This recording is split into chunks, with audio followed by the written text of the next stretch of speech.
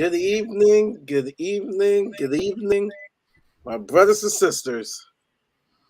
We have a great panel tonight, a great show tonight. We are all smiles uh, as our Spurs have won once again, once again, 4-0. Things are all good. Everything's running on cylinders. Arsenal has lost again, and United. I mean, can it get any better than this? Well, yeah, if we were in the cup competition, final here, yeah. But the top four run is exciting, and we are going to say a big up to a couple of people who's already in the house. Bob says, "Piss off, Mari."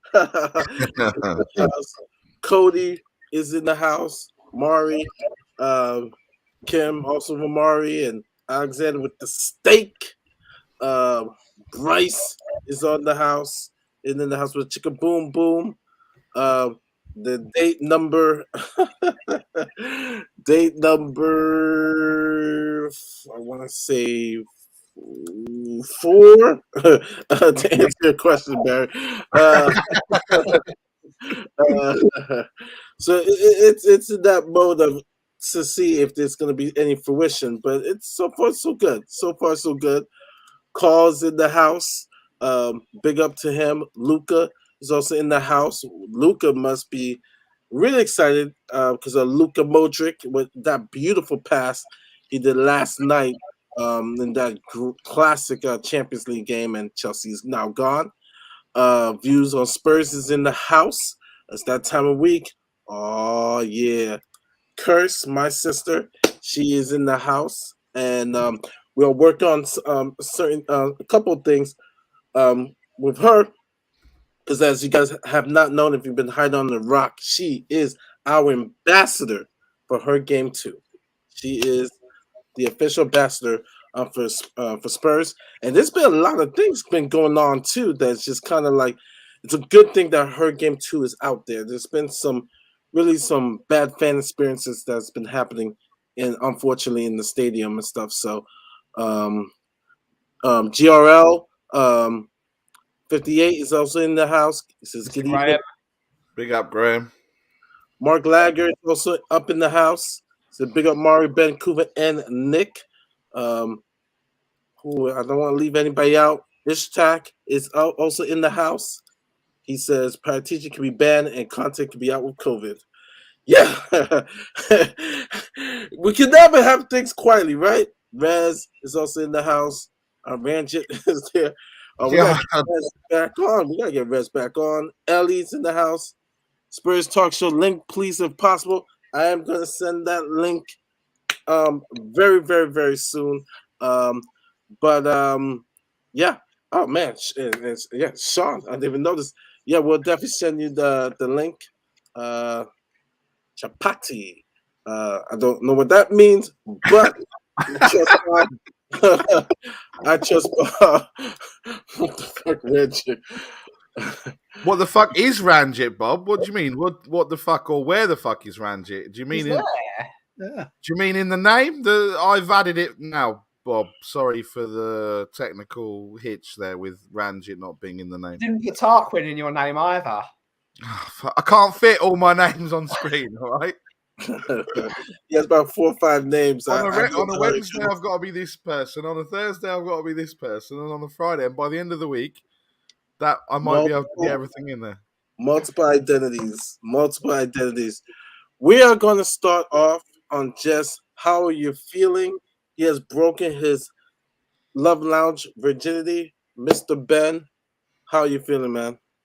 I'm doing really good. It's an honor to be asked on this show. I watch the show every week, as many people know, and it's brilliant to finally be asked on the show. It's going to be great fun, and it's great. I'm with 2 people I know very well and have the pleasure of spending lots of time with on streams and with lots of people, and it's just going to be a blast. So I'm very happy. The football's been great, and yeah, it can't get much better. Yeah, no, definitely. It cannot get much better. Sean, I just posted the link for you. Fuck off, Sean. we will go to Mr. Barry Ranjic, aka Nick. Whatever. Yes. How are you feeling? Oh mate, I'm still buzzing from Saturday night.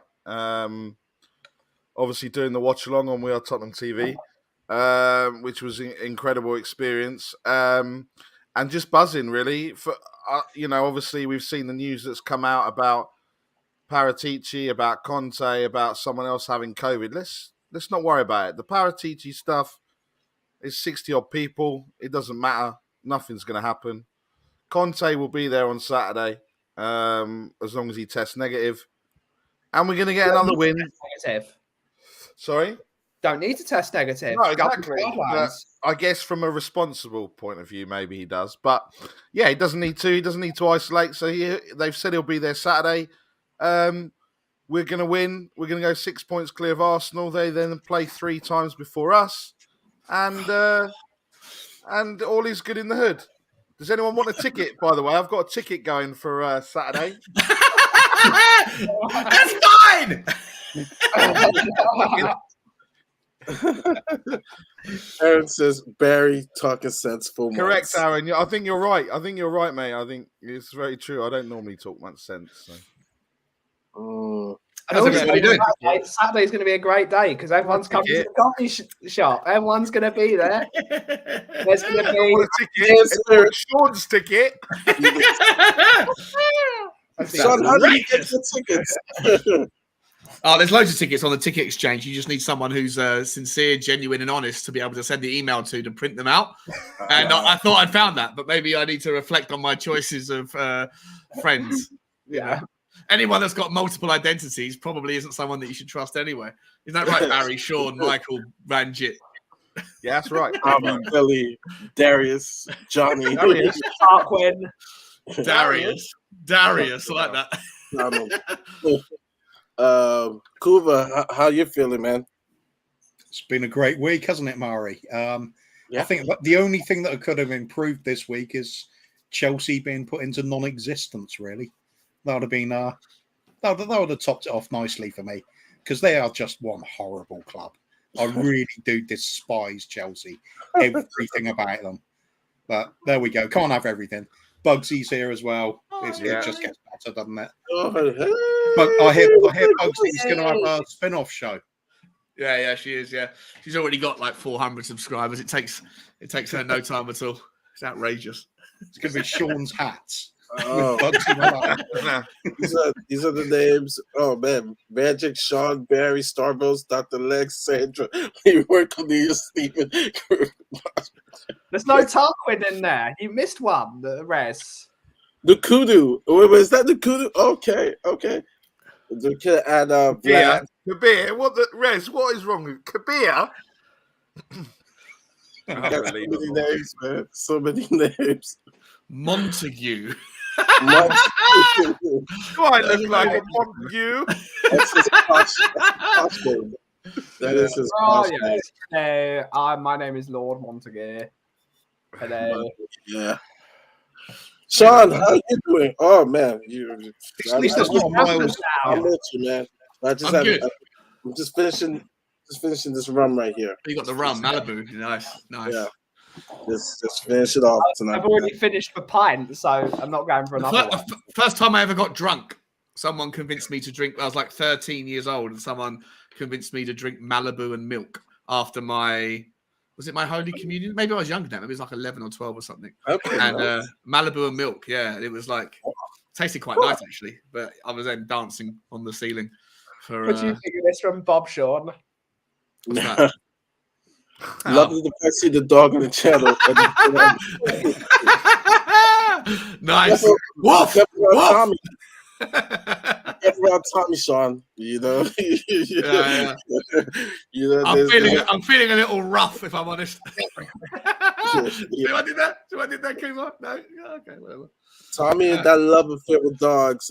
Barry, you were on that show with the dog incident. It's just, oh yeah. How are you, Mari? I've not spoken to you for a while, buddy. How's things? It was good. It's weird because I left the country. I went to Mexico. I came back just rejuvenated, but just a lot of work has come up. A bad situation that end up actually being good, but it's always bad when you have, let's just say, someone trying to kidnap your students. Uh, and so, it was huge news in my area, and luckily they were able to find the culprit and stuff. But there are a lot of counseling because of just that fear of just someone dangerous in the neighborhood. So that has been. Where do you live? I live in Orlando. I love Orlando.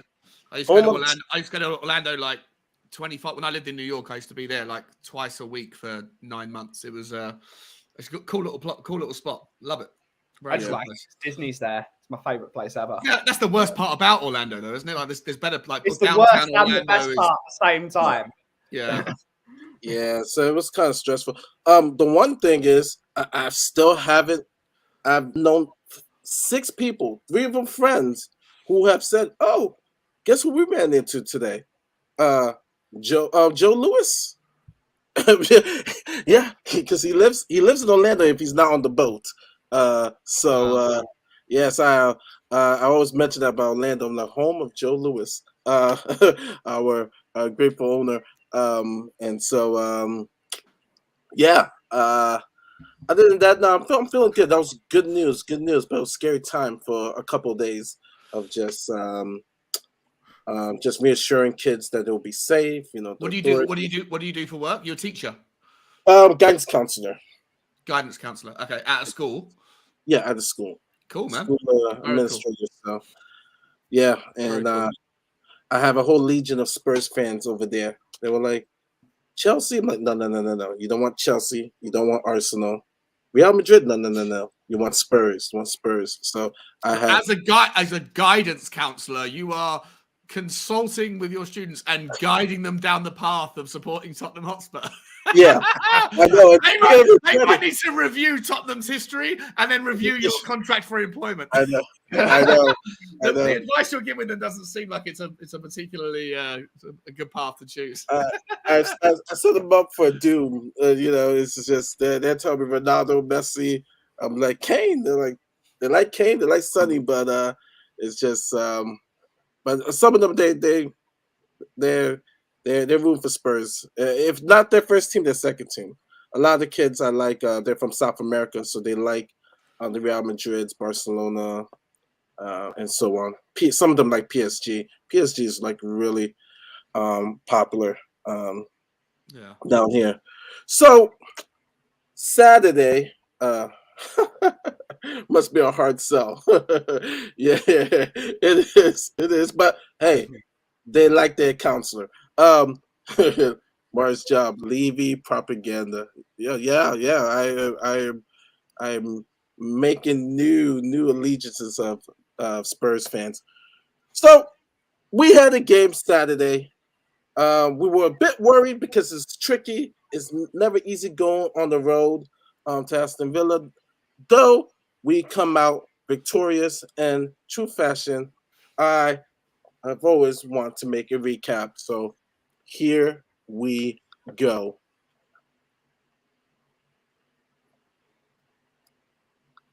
In a minute. And any time now. This isn't how I remember it. Mari fashion. I don't remember this. Yeah. In true Mari fashion. Should we have to take them? Anytime today. I need a beach. A beach ball today. How was the weather today? Pretty good, actually. Oh, yeah, good. It's going to be warm at the weekend at the stadium. How many degrees? Well, you guys don't do degrees. You guys do Fahrenheit, Celsius. Yeah, we do. I think it's going to be 15, something maybe less than that, maybe 13 Celsius. When? Let's have a look. Saturday. Might as well wrap up then. Where can we find everyone then? 19 degrees high. Oh. You can find that's it. What, the coffee company? Yeah, on Saturday morning you can find everyone at the coffee company. It's gonna It's going to be a stampede. I was thinking about this. I really want to taste Ben's coffee, but oh yeah. But the conflict here in my mind is having to be met by Barry at 7:45 in the morning down in Surrey. I mean, I don't know. I just don't know. It's earlier than that, Sean. But is it earlier than that? Is it? I love not the messages that you were sending me. I'll get my mum to cook us an egg and bacon bath in tin foil. Bugsy can feed it to us. I hate going to games on my own. If you're gonna fucking start, mate, I will call you out live on stream. I was joking. You're ripping my world apart.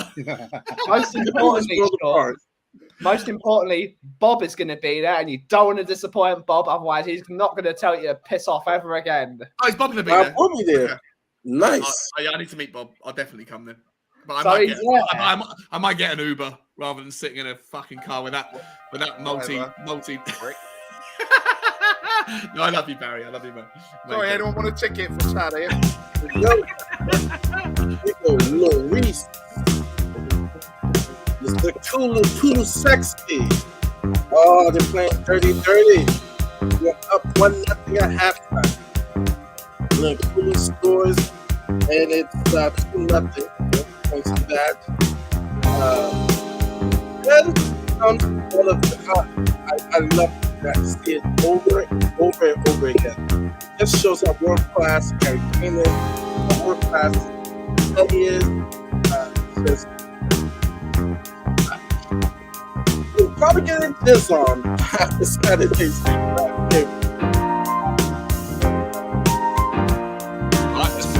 Keep rising to the top. And the match.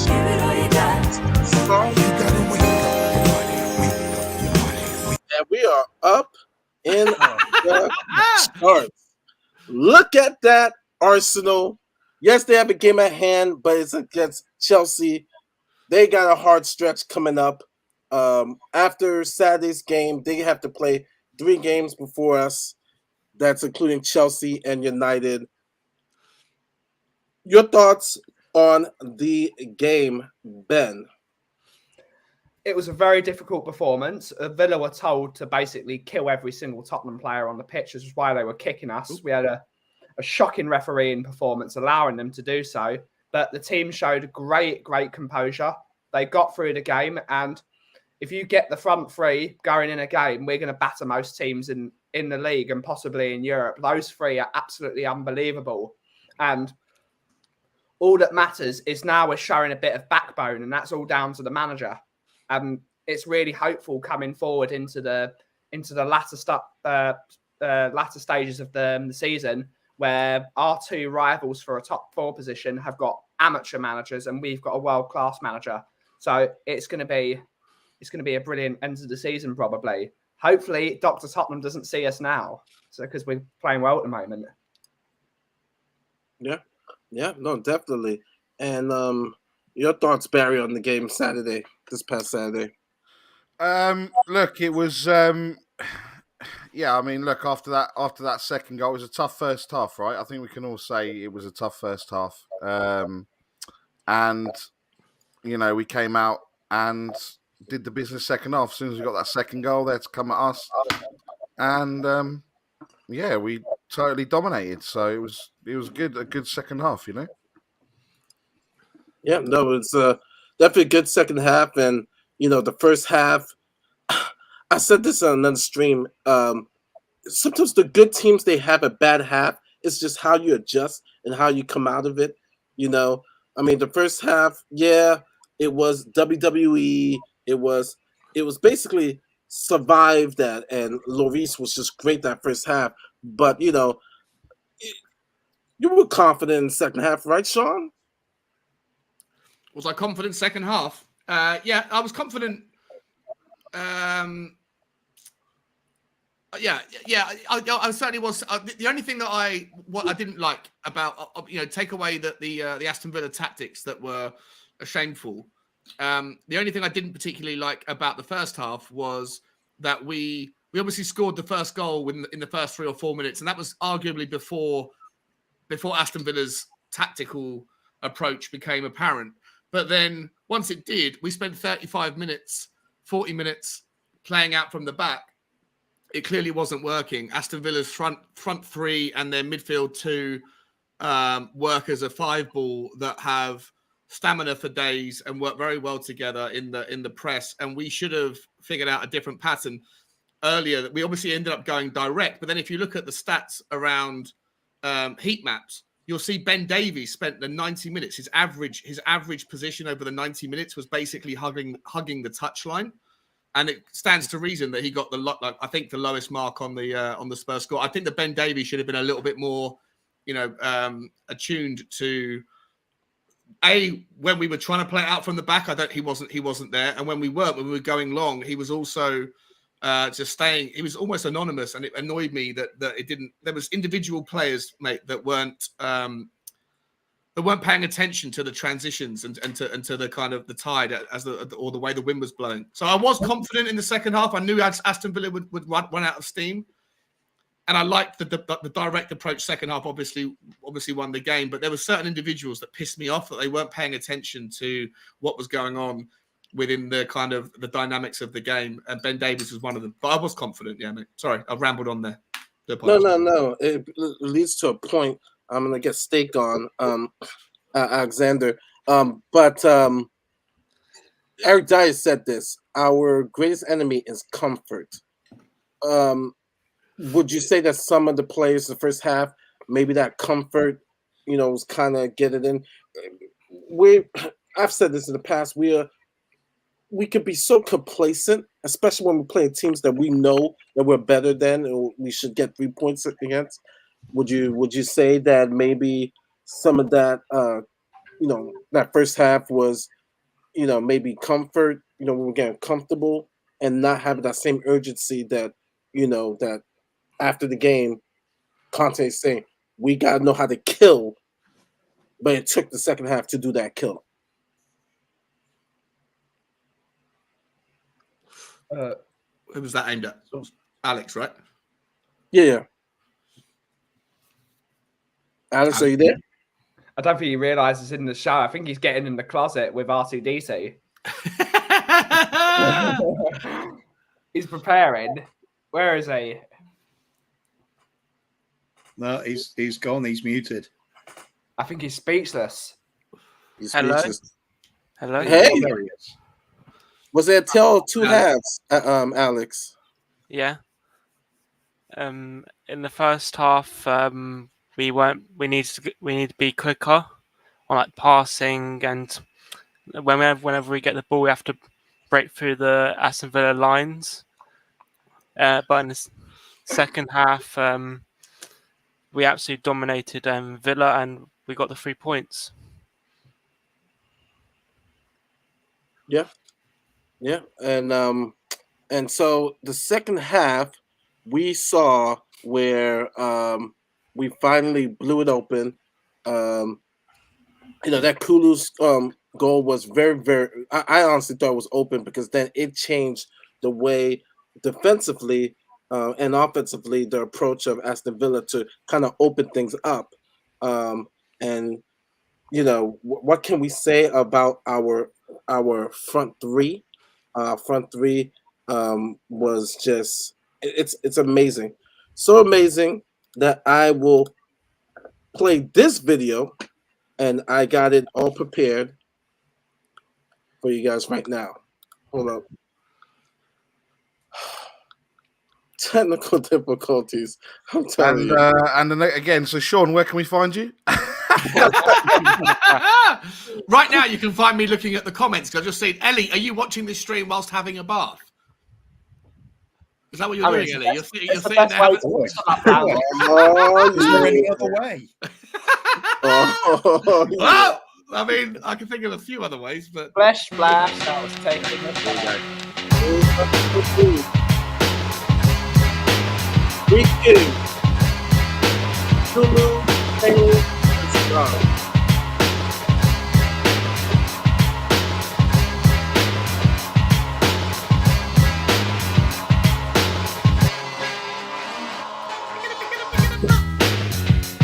crouch entertainment character.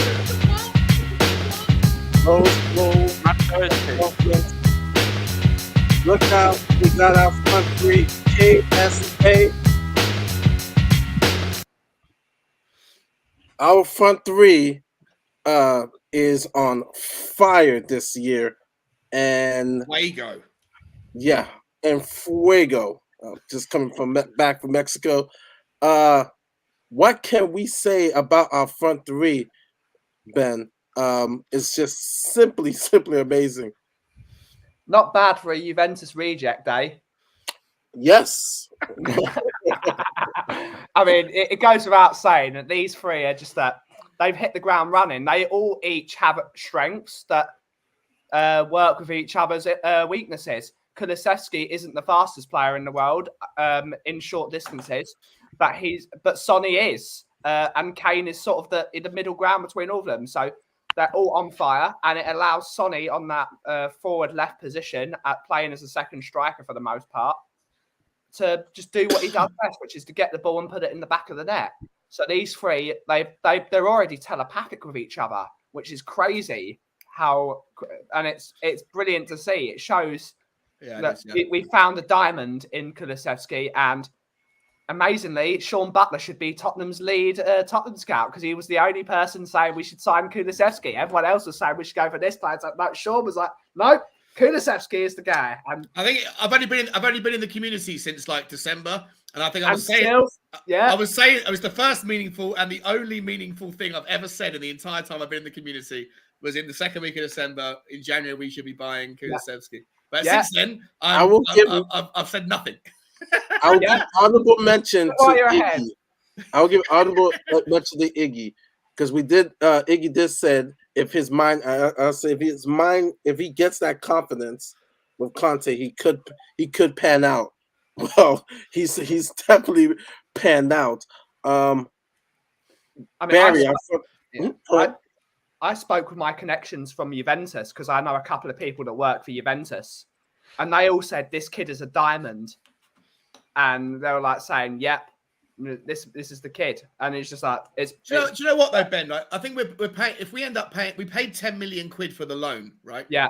For the one, I think it was the first season or maybe two. I'm not sure of the details, but I think it was 10 million quid for either the 1 year or for both years for the loan, which isn't cheap. And then we got the option to pay another 30 million. So if it turns out to be a 40 million pound signing, 35 if we sign him this year, I think in total. And then if we wait another year, it's an extra 5 or 10 or something, right? Yeah. So but we paid 55 for Tongi and Dombele, and I know, but that's an absolute shit. Like you can point to the shit shows in everyone. Yeah. Like Harry Maguire's not worth 80, Tangy wasn't worth 60, neither was Sanchez. But like for 40 million quid for a player, it's probably about the right price for him, isn't it? He's great, he's awesome. But we're not exactly getting a bargain. Like it's not necessarily cheap. It's not a bargain, but it's for the age he is. He's quality. Yeah. I wonder how many years we're signing for. Who knows? How many years is the contract? I mean, we're definitely. I believe the rumors we're going to sign him. But do you know for how many years? Is it 3 or 4 years? I'd hope it would be 5 years or something. You know, usually when you sign a 21-year-old, you get them. For He's here forever. I hope so.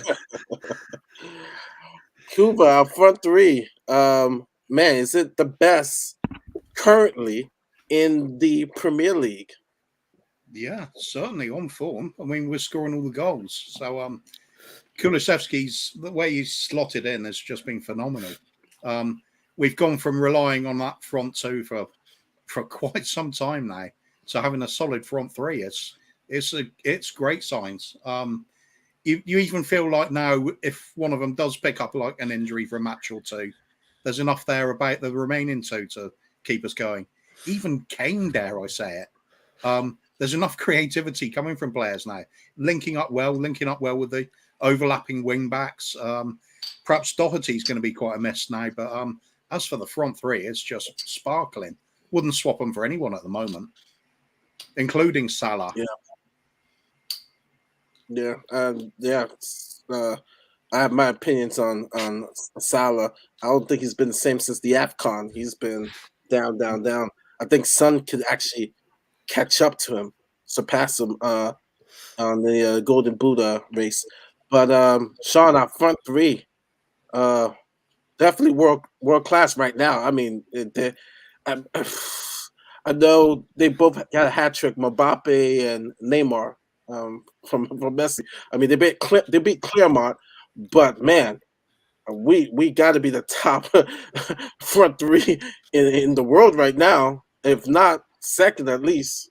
I'd say that if you're gonna, there's always this argument that goes on different channels around, what does world class, like how do you qualify world class? And I'd imagine that most people would generally say if you're in the top 5 in your specific position in the world, then you are considered world class. I think most people would agree with that, right? Yeah. And there's been a lot of debate about whether Son is world class, and I think now the argument's settled. Harry Kane clearly is, and I think you should probably like extend the same courtesy of what is a determinant of world class. If it's top 5, you could make the same argument for like if it's the front 3, your offensive options, your front 3.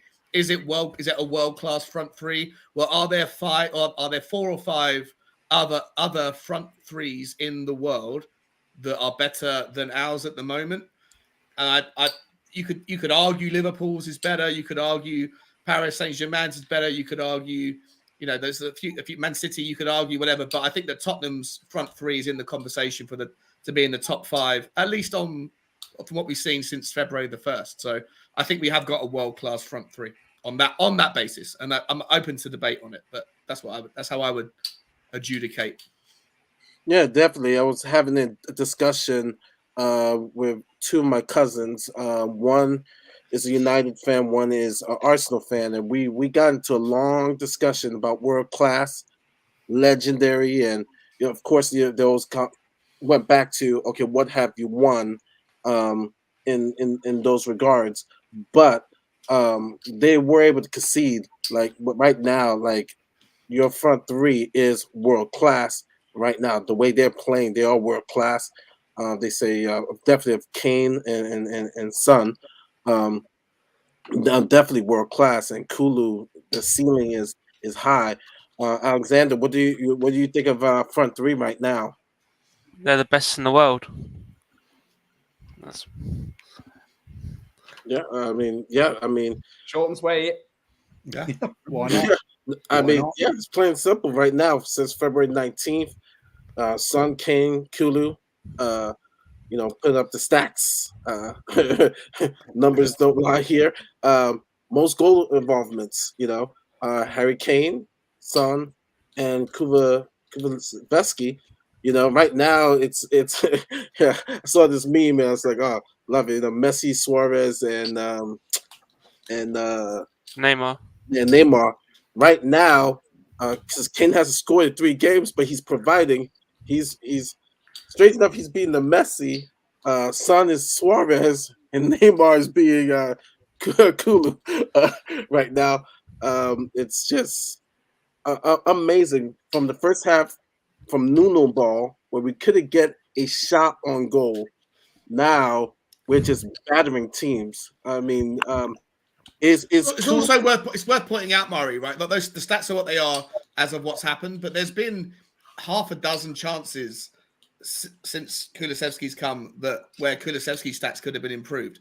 I know that the 2 goals against Brighton that should have been for his assists and on his debut, when Bergwijn blazed the ball over and he shouldn't have done, when Harry Kane blazed it over when he shouldn't have done. I know that's not Premier League, so it might not count. But then also against West Ham, Kulusevski squared the ball to Sonny and he hit the post.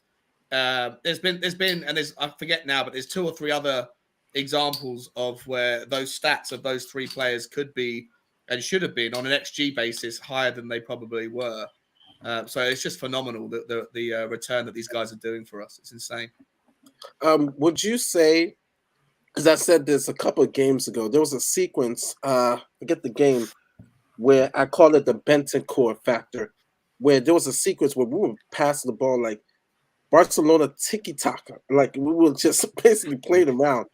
Would you say Bentancur has been one of the key ingredients for our front 3, especially on the counter, having him there? I'll throw that out to everyone. I'm going to say that Bentancur isn't sort of the help for the front three. What Bentancur does is he organises the back of the field, so we're not leaking so many goals.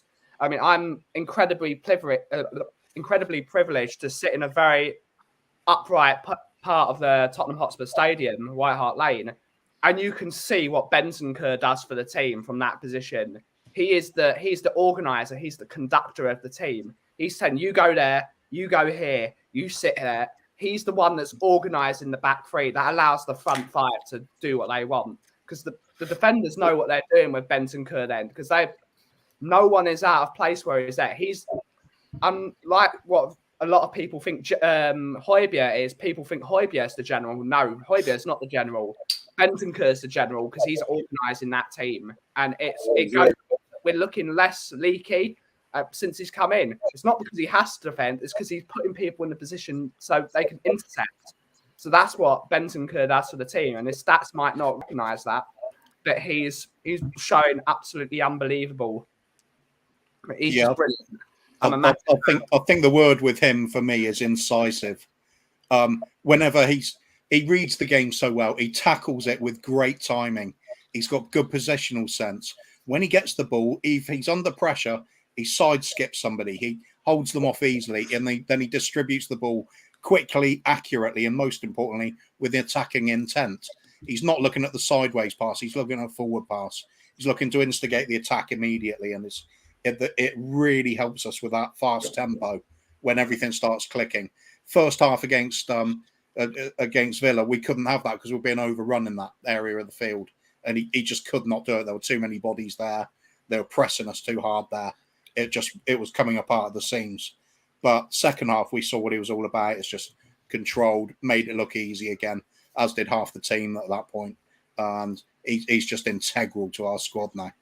And the reason why I say that, because, you gotta remember, I have Barcelona up there. Everybody talks about Iniesta and Xavi in regards to that Barcelona, that legendary Barcelona attack. But Busquets had a big factor for the position that he plays. And Bentancur reminds me of Busquets in regards on how we connect the back to the front. And, I think, him and Kulu, the rejects, have just been so instrumental to our team and to our attack. And, I think Bentancur should have at least some, credit in helping that advancement that we didn't see at all during the Nuno era or the Nuno time. So we mentioned the front three. A couple of people say that Will may get a jizz on. Well, he may get a jizz on right now. What I'm about to play. Oh yeah, here we go. Mari, you are what you say you are, a superstar. Then have no fear. The camera's here. Most goals open play.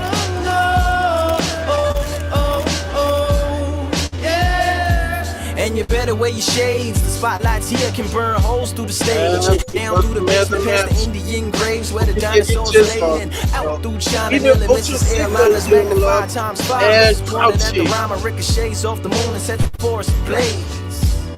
Now that's important to say, because even with all that, most of us don't want it to fade. Man of the match, player of the match. I think Sean was going to say something. Were you going to say something, Sean? Two things. One is a few people have been asking for the link. Colin's been asking for the link, but because it's not visible, can you pin it? Can you put the link in the chat and then pin it if you wanted other people to come on? And the other thing I wanted to ask you was, were you adding camera clicking noises into that audio? No, it actually came. It actually came with the song, and he has that celebration. Celebration. Cool. Yeah. So it works. It works out. Yeah. Very cool. I hope people had their excitement on with that video. But yes, Sunny. There's been Sunny Talk on Twitter, on Sky, on on NBC. It almost if like they just discovered him. No, Sonny has been doing this for the last couple of years, and so it's not new, but it is interesting. I sent him the link if Will wants to come on. Sonny's having an extraordinary year. The debate is, will he catch Salah? I like to see in the forums the Liverpool fans talk all the trash and whatsoever. I mean, they respect him, but they're like, well, he hasn't shown up, in the big game and whatsoever and whatever. But the talk, the elephant in the room is, did he lose his form the first half and whatsoever? I say because we were bad in the beginning, with Nuno, everybody was shit.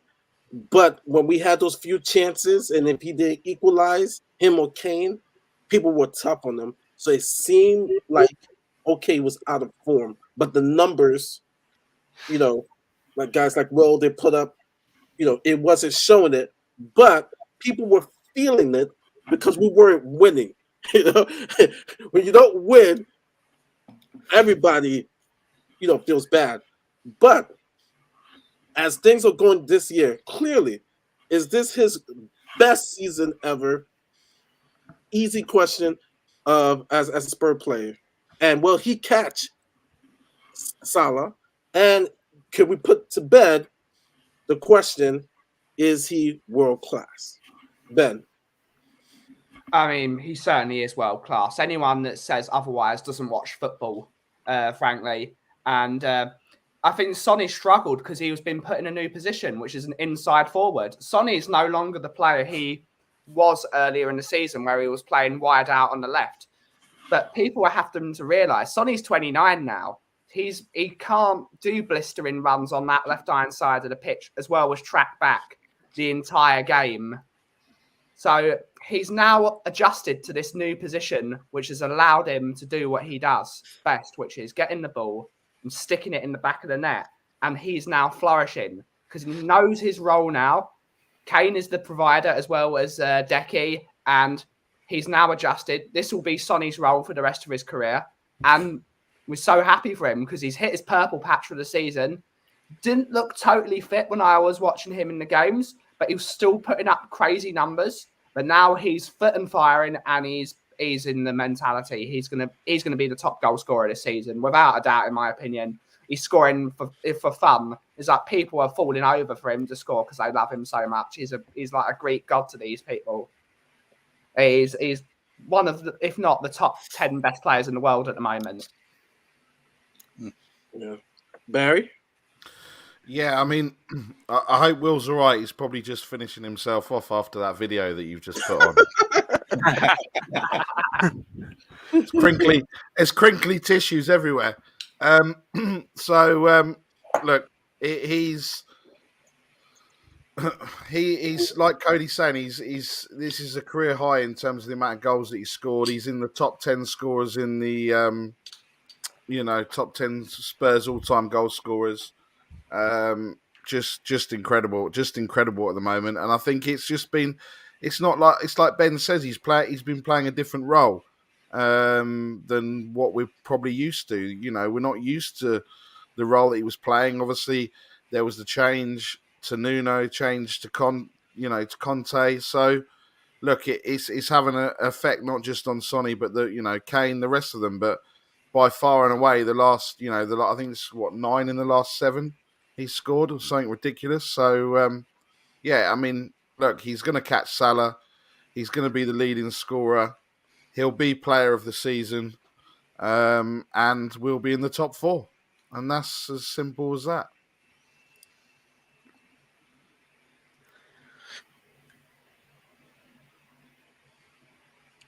Kuba? Oh, sorry. There was a breakup right there. So. Fair enough. I lost 5 seconds. Yeah, Sonny. He's he's not a bad season any by any means. The thing is with Sonny and Kane, they both have to live up to their own standards, and these two are phenomenal players. So an average Sonny is still going to score a few goals, but now he's on a hot streak. I desperately want him to overtake Salah because I had £20 on him to be top scorer this season. That'll net me a nice £800 if it happens. That's a great bet. I honestly do see him getting 9, maybe 10 goals in the remaining 7 games. I really do see it happening. I've got him down for scoring in every game. Wow. Will's just fainted. I just think he's when Sonny is at his peak, he is absolutely unplayable. No team in the world contains him then. He does score in big games. He does get the score against the lower teams. He's capable of getting 4 in a match. We've seen it before. At Southampton last season, wasn't it? He had that sensational game with Kane assisting him for 4 and him just hitting him. It looks like every time he gets the ball now, it's going to be in the back of the net, off the post. It's so clinical. The precision rating, it's like he's got sniper scopes on both feet now. He just can't miss. He's going to take us to. I'm still kind of hopeful of 3rd place, just based on what's happening with them front 3 now.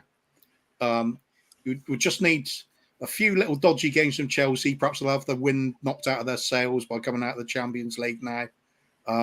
Form we're on, I don't see why we can't win every game, including at Anfield. I really feel that confident about us. What was it? Benfica tonight scored. What did 3. They score? 3 plus 2 ruled out for offside. Their back line is dodgy. I'm with you, Kuva. I don't see how we can't with Kane's vision and Sonny running on. I can't see how we don't beat them now. If I'm honest, it's still a tough ask to win every game, but there's no reason why we can't. There's no match where you say no, that's impossible. Yeah. There we go then. Son's fantastic. Love him. And is there a better sight in football than when he scored a goal and he just comes back celebrating? Huge beaming smile. It's just awesome. It's such a feel-good factor with Sonny. Brilliant stuff. Sean, Mr. Sonny, is he on another level right now? It's amazing. He's scored the hat trick. He scored a brace the other game. He's on fire. Yeah. Did anybody see? There was something posted around on Instagram and on Twitter a few days ago. A recap of the Liverpool game from earlier on when we drew. I think it was November or early December when we drew 2-2 with Liverpool, and it was like the extended highlights and all of the chances though that Tottenham had. Had Sonny had his shooting boots on that day, or his first touch was a little bit better, we could have buried that Liverpool side. We could have had 5, 6, 7 chances. I know he scored the 1 goal, but him and Dele Alli only missed 1 chance, but Sonny missed 4 or 5 in gilt-edged chances. I'm not going to talk too much about Sonny because Sonny's. We all agree he's out of this world. But I'm more worried about top 4. I'm worried about it. Are we going to do it? Are we not? And it comes down to can we get 71, 72 points? We're on 57 right now. So if we can win 5 of our last 7 games, then we should. That'll give us 15 points. That'll put us on 72. That will do it. A lot of people are looking at the Liverpool game as the obvious place where we're going to drop points. If Sonny can maintain this form until the Liverpool game, even if he doesn't necessarily do it against Brighton this weekend, hopefully we've got enough in the tank from Harry Kane or from Kulusevski or from wherever else to be able to get this particular monkey off our back against Brighton. But shoot forward to Liverpool, if Sonny can maintain his form and we can play anything like the way we did, or the way we do against Man City, or the teams that don't really care about, the team they're playing against, they play their style of football with the high line. I think that we could go to Anfield and put an absolute mark on them. If the Aston Villa Sonny can turn up at the Anfield, then this guy could write us into history of having the best finish to a season, because I think that's the only place where we might drop points. But if Sonny can do it, if the sunny Aston Villa can turn up at Anfield, then we are, I'll have a massive bet on us to do the business there, even though we haven't won there for however many years it's been. I think we could do it because this guy is the difference at the moment, and it's a beautiful thing to watch. And like Kuba said, I love the fact that he enjoys his football so much. He's the smiling assassin. He's always enjoying his football, smiling his head off, but he just tears teams apart with his clinical finishing. I said this in another stream about the Liverpool game. For me, with our offense, I know our defense, like Liverpool, they'll get their shots, they'll get their attempts. But if they expect to play that high line, the way Sonny's playing now, the way Ku's playing now, the way Kane is playing now, we're gonna get ours. I'm not saying we're gonna win the game. I was saying the other stream, but I said that game, Liverpool is fearing in their Premier League title run because we will do damage. I believe it. If our top three is playing like that and they playing that high line, because even today against Benfica, I wasn't impressed. Benfica dropped 3 goals on them. I wasn't impressed against the City game. City should have won that game. And mind you, we beat City. There's certain teams that, the way Chelsea plays, it's tough for us to beat them. But the way Liverpool and City play, especially Liverpool, it gives us the opportunity to attack, And so I'm with you, Sean, in that Liverpool is not an automatic gimme loss. I don't think so. I think we will show up even at Anfield. And mind you, this is Antonio. You're seeing Conte's DNA little by little, within this team, and that DNA is like, I don't give a bleep who we're playing. We expect to win, and that's what we need to start having. That change that mentality where it's just like, yeah, they got a better squad on paper. They have a better squad, but you know what? We should have this belief that we'll come in and kick ass, put on the boots, and kick butt.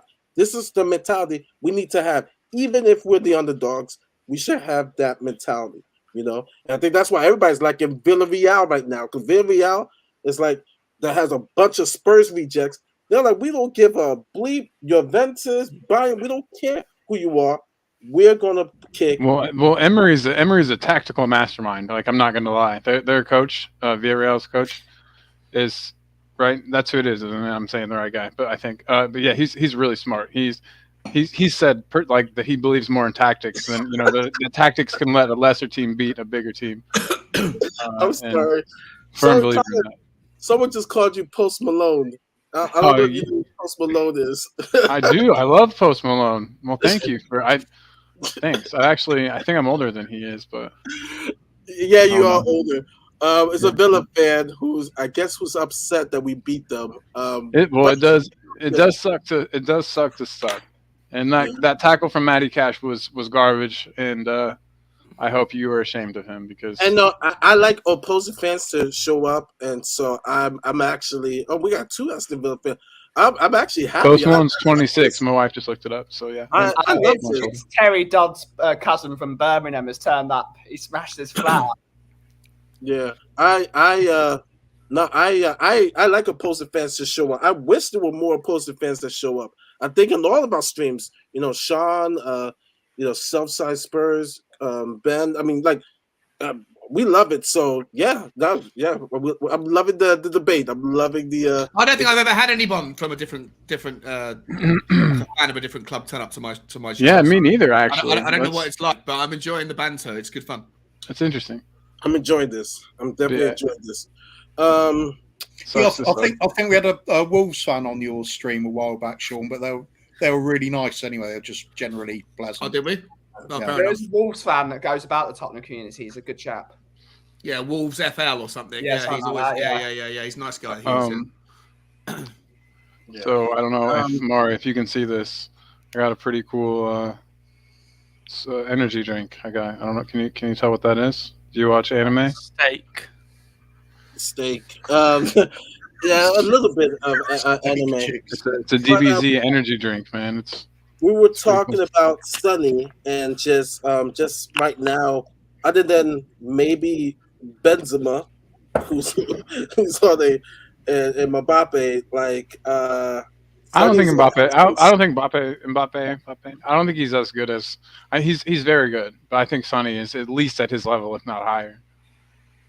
uh, Mbappe's overrated. I think he really is. He really is. I haven't seen him. Plays in He's clinical, small though, league. isn't he? He's clinical.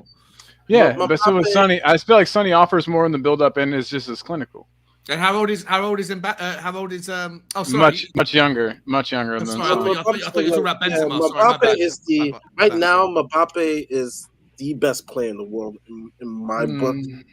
No way. No. Go on, let's do the usual Spurs dismissive bit and say Mbappe he just plays in a Mickey Mouse league. Yeah, He does. it's just and the thing is, you see Champions League, the goal he did against Real Madrid, like it was just basically him. He's like, he took over. I mean, don't get me wrong. Right now, Sonny's like maybe number 2. If you look at stock market, stocks right now, buy Sonny stocks is high. Mbappe's high. Salah it's down. His stock is like down right now. Mbappe, all he does is score. All he does, like literally, that's all he does. And you saw the World Cup, so I'm not gonna disrespect Mbappe. Right now, I think Mbappe. Will says he's done the homework and the stats say blah blah blah, but he plays. I mean, you must be using Champions I don't League care. stats See, anyway. I hate that argument. I don't care about like he plays Champions League. He balls. Yeah, that's what I was gonna say. I hope that I was just saying that I hope the stats used in that were from Champions League matches because I feel like those are. Like, you know what I mean? The Farmers League, like I get that, but I also think it's also a cop out too. If you're good, you're good. I don't think you can good. compare Mbappe and Sonny. You can't compare those two. They're very different players. Yeah, Mbappe is more like a man. What's the young kid from Man United? Everybody's name's escaping me right now. Rashford. He was more of a Rashford type to me. Rashford, Sancho. Did anybody see Llorente at Atletico today? I didn't see the match. There's only one Llorente I care about. Marcos. Yeah. I think that Llorente fella, he's got pace for days on the right hand side. If FIFA is anything to go by, he's got a long throw in, which is incredible. He only got 20 minutes today, but I was super impressed. And I went and looked, and then I obviously on the back of it, when I looked at his highlight reel, I don't know if he's a right wing back or what his actual technical position is, but if anyone could fill me in. I thought it was a midfielder. Is he a midfielder, is he? Okay, he's so class. It looks really interesting player to me. But no, I was just saying, and also Benzema has been unworldly. But those are the only 2 players I could say, and I'll put Kane in there in the sense of he's doing what I've always, I don't want to go off rabbit trails. Why I always say Messi is better than Ronaldo. I feel that Ronaldo has to score to be like, oh, he's made an impact. Messi doesn't need to score to make that impact. Assisting, setting up control of the game, setting up opportunities. That's why, me personally, Messi is better than Ronaldo. I just feel like I made that analogy. Right now, Kane is just being the distributor, being Messi, and Sonny is being like Suarez, boom, boom, boom, boom, boom, getting goals.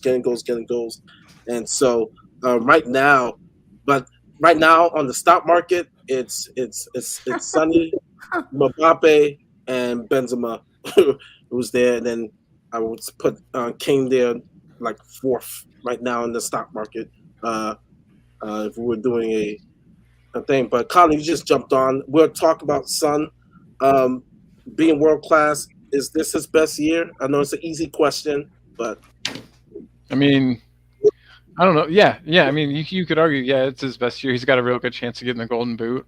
Being instrumental in Spurs is push for top 4, hunt for top 4. I would say that under Mourinho, he was maybe even more prolific. I don't know. The stats probably won't say this, so Will can tell us in the chat. But it seemed like under Mourinho, the whole plan was to have Sonny catch Sonny out on the break, have Sonny run in behind, Kane to Son, and that's not really the plan under Conte. The build up is more dynamic. It's more through the team. He's got more defensive responsibilities, and I'd say in that sense, he's had a much more complete season than in the past. Colin, Will, who is the number one Sun fan, just answer your question. Will hates Son. He must. Look at this. Look at this. I love Son, but he's you better hide in that closet. Will's coming for you. He's going to find you, Alex. I think it's weird. I must not see him enough. That's all I can say is I must not see him play enough because the eye test doesn't tell me that, but I must not have enough, to choose from. But looks like you have a Gooner. It looks like someone named Gogo. Oh my God, Gooner. that Gooner's just making me laugh. Son wouldn't get in our team. Fuck off, mate. How did you get an Aston Villa and an Arsenal fan in here? What tags did you put on? What is going on? I'm getting Arsenal fans. I'm getting Villa fans. Okay. Or you're just getting someone setting up multiple accounts with. Yeah, I think more importantly, Barry. It's Tottenham's Michael Bublé. It's Tottenham's Michael Bublé. He's in the house. That was beautiful. Brian Daigle is scathing somewhere now. I didn't know. I can't believe you've done that. Daigle is going to go mental at you. I did not know that it was about. I changed the song. It's not. Shots fired. When you change the picture of the different notes in the song, instead of saying the same key, it's not the same song. He can't shotgun every fucking note. He can't do it. I know. Yeah, exactly, Danny. That Gooner fan's more deluded than Alex Davis. Fuck me. The only thing you cannot shotgun is, well, Barry's already shotgunned it. The only person that can hug Danny Kiriakou is Barry in this chat. Is the only person. Otherwise, he will slap us. Barry would take COVID to get a whiff of that aftershave. Yes, he will. I can't wait for Saturday. I'm so excited. I've officially made it. Yes, thank you. Much love to Americana. Americanka. Come on, Americanka. Oh, I'm so sorry. Said her name wrong. I've officially made it. Yes, I got Gooners. I got Villa fans. Showed up. Like this is awesome. This is awesome. So here's the last question on Son. Does he, starting from Ben, does he catch up to Salah for the Golden Boot? Unless Liverpool get 1,000 penalties this year, which is possible, Sonny's going to catch him up. Sonny scores all types of goals, and I think Sonny is now on fire. I don't think Salah's been totally brilliant since the African Cup of Nations, and I don't know if that's been affected by them going out of the World Cup as well. So Sonny's at full confidence. He's gonna pound every team he plays against, and we're all gonna be going on the Will Stewart train of everyone's just gonna be popping the champagne every time he gets the ball. It's gonna be a massive cheese fest at the end of the season, isn't it? We're all gonna. Does he have a chance? Does he have a chance to win Player of the Year, or will he fall like Kane because we have no trophies? Yeah. Ballon d'Or is a trophy-winning contest. I don't care about. No, I'm not talking about Ballon d'Or. I'm talking about the Premier EPL. Premier League. They're in for a shout for it. And the problem is they're so good together. They should just be put together. Any award they should just be given both of them, because both of them are just that good. Just cut it in half. Yeah, the Solomon treatment. Just cut it in half. I think, before I go on to Barrett, I think, like Kane, he's going to be shut out of the EPL player. I think he passes Salah. But I don't think he wins the EPL because they always go, if Ruben Diaz could win, or because his team won the Premier League, I think it's a player award, but they give it for team performance. And I think he's going to be robbed, just like Kane was robbed last year. In my opinion, I think he's going to be robbed. But Barry, does he catch up to Salah? And he absolutely smashes past him. Salah, for me, like everyone said, Salah's finished. I said this a few weeks ago. I've been bantering all the people on my fantasy Premier League group. Salah is finished, and he's leaving Liverpool at the end of the season. and then we'll see what happens. Because look, he's not like Will's just put. He scored 2 goals from open play in 2022. He came on. He doesn't look interested, and there's one out of all the players that look interested. Sonny at the moment is like Tommy talks ball around fucking dogs. He's like got the bit between the teeth. He's crazy. So and that Guna guy in the chat, honestly, mate, Who's what are you talking about? Colin's he's like Post Malone's like an American. I've just looked up Post Malone though. Post Malone looks nothing like Colin. Post Malone looks like looks more like Post Malone looks like Post Malone. But the Guna fan, everybody knows this is the funeral guy, right? Right. Yeah. Spurs solidified their spot in top 4. Arsenal and Manchester both lose. This is us right now. This is us, Guna fan. This is us. We're the funeral guy. We're about to walk that coffin. Have you guys seen that African coffin? That's the guy right there. That's the guy. Yeah. This is where we're at right now. I'm trying to remember the song.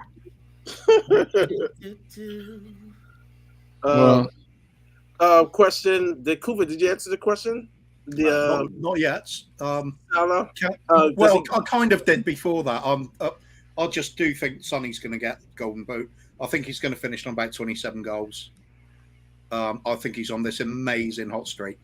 But it's doable. And I think because of that, the basis of how our front three is going, we're going to have a really good go at Chelsea trying to get that 3rd spot, let alone 4th. Wow. Sean? What's the question, Murray? Does he catch and surpass Salah in the Golden Boot race? And does he have a chance of winning the EPL Player of the Year? Yeah, he definitely's got a chance of 100%. He's got a chance of beating Salah. Yeah, 100% he does. Yeah, especially if we maintain. It all depends on the way that the team's set up against us. Like this is the brilliant thing about Tottenham right now is that we figured out how to play against the low block with moments of high pressure. We've now, like any team that thought, oh, maybe Aston Villa had a methodology of going hard and, smashing us out of the game. Well, that didn't work because we went and won 4-0. Like you've got to look at the teams coming up, and those teams are going to go, well, like look at Brighton, right? They've already beaten us. We've already beaten them twice convincingly. 6 goals scored against them. How's Potter going to set up on Saturday to try and 7-0?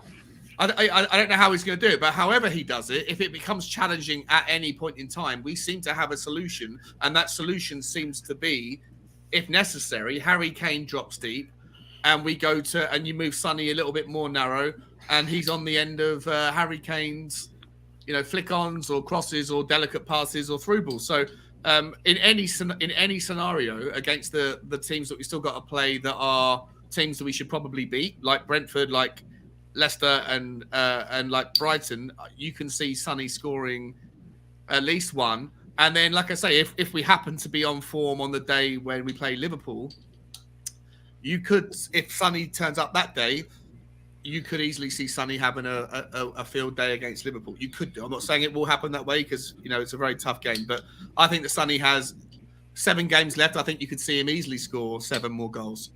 Will Salah score 4 more? Probably not. I don't think so. Maybe not. It will be. I think there'll be 1 or 2 goals in it, but I think both of them will score at least 3 or 4 more goals before the end of the season. So it'll be a close one. And yeah, I think Sonny can do it. Will he get the player of the season for the Premier League? Probably not. That award usually goes to somebody who's won something. He's going to go to a Liverpool player. Probably go to Trent Alexander-Arnold, or it will go to maybe a Robertson, or maybe go to someone at Manchester City. That's probably how I see it happening. Oh, there's another part to that. Sorry, just quickly, Ben. There's another part to that about the voting for the golden for Player of the Year. It depends when they close the polls on that, because it's usually well in advance of the end of the season. So Sonny could have this amazing run, and it doesn't have any bearing on the votes at the end. I know that always happens with things like the Ballon d'Or and things like that, because they want the results to be calculated way in advance so they can plan things out. But I don't know if they do that with Player of the Year for Premiership. I saw a blurb that people were saying they want Kulu to be like Young Player of the Year for the EPL, but I'm thinking he has not played enough games to qualify. I mean, is there a certain criteria? Like, do you have to play a minimum of 20 games to be able to qualify for Young Player of the Year?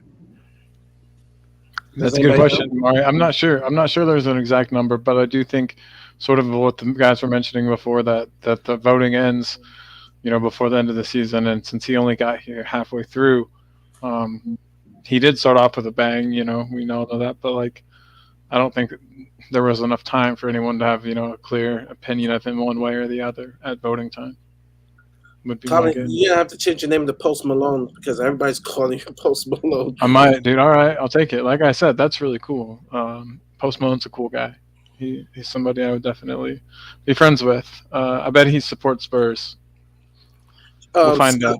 Scott puts up a good question. Since it's related to our top three and Sonny, when did we figure out to play against the low block? When the wingbacks learned how to do like a cutback. Yeah. And like whenever the wingbacks like got better, it seemed like we started wingbacks pushing forward. Wingbacks pushing forward. Even players like Romero joining the attack, adding additional men, especially down the right, and then one-touch passes from Kulu, Doherty, and Højbjerg, creating little triangle passes that would eventually allow Kulu to move inside and then put Sonny through. We haven't lost against a low block team now since Middlesbrough. I think we've overcome it by throwing more people forward down the wings, like Colin, I overspoke you. Sorry, mate. Oh no, you're all good. I was just saying the same thing. We've sort of solidified enough at the back to where we can afford to throw more players into the attack, and with that, we're able to disrupt their, whether it's zonal marking or man marking. It throws a wrench into things whenever an unexpected player is there. As for the Gooner in the chat, I just want to know when he thinks Arsenal have last got in the top four. Because I genuinely want to know, because I tried to look it up, but I was getting RSI from using the scroll button on the mouse.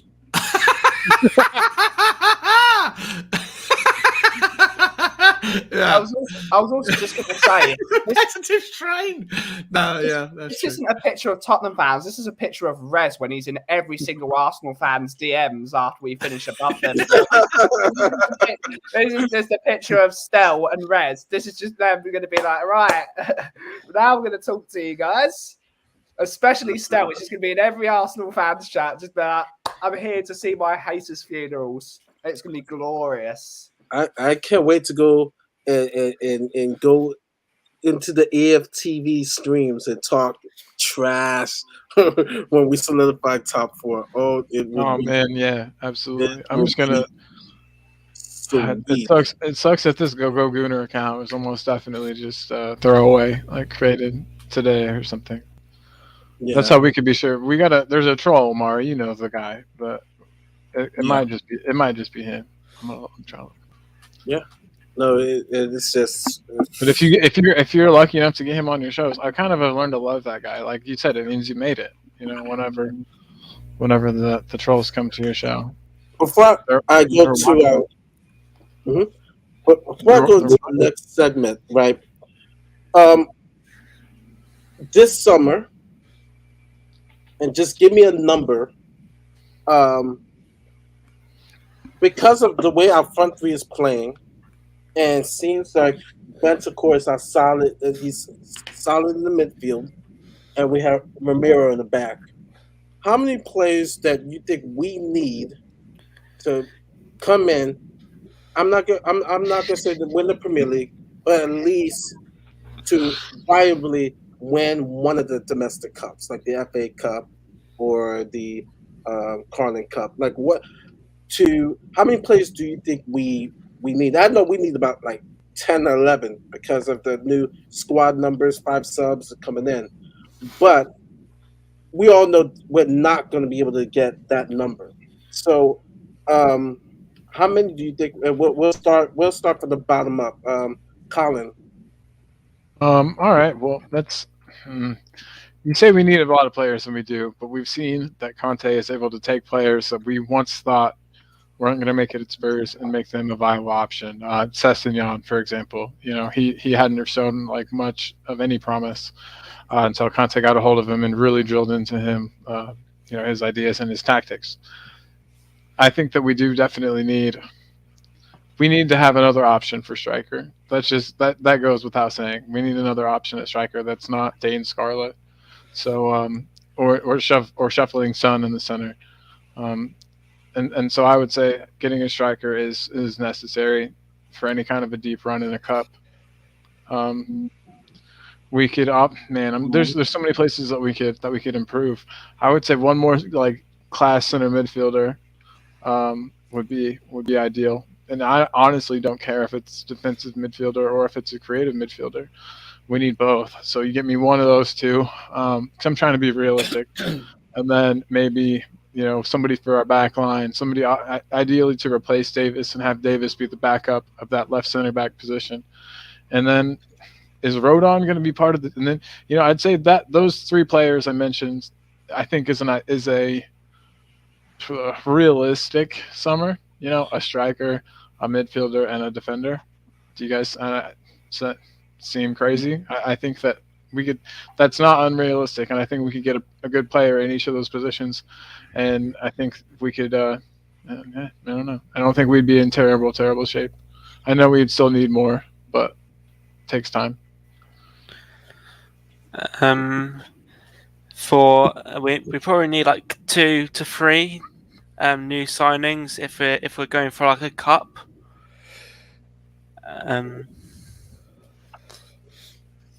For a title challenge, probably like 5 new players. Hello? Yep. We thought you were going to elaborate. We were just wait for a bit of expansion on that comment. Yeah. Who do you think we need? What positions? In what positions? Yeah. Probably a backup striker, 2 wing backs, and a midfielder and a defender, and probably need a replacement for Lloris. Yeah. Oh yeah, I forgot about that. Well, you mentioned Lloris. Before I have Sean answer the question, you look at the goalies De Gea. People mentioned him, and he always gaffes. Even Ederson did a dangerous play in the City and Liverpool game, and he's had some gaffes. Lloris. I would still say that he's still one of the best goalkeepers in on all the world. He still is starting for the French national team. If he wasn't, he would be the backup or he'd be benched. Lloris, right? Do we go in next season with him?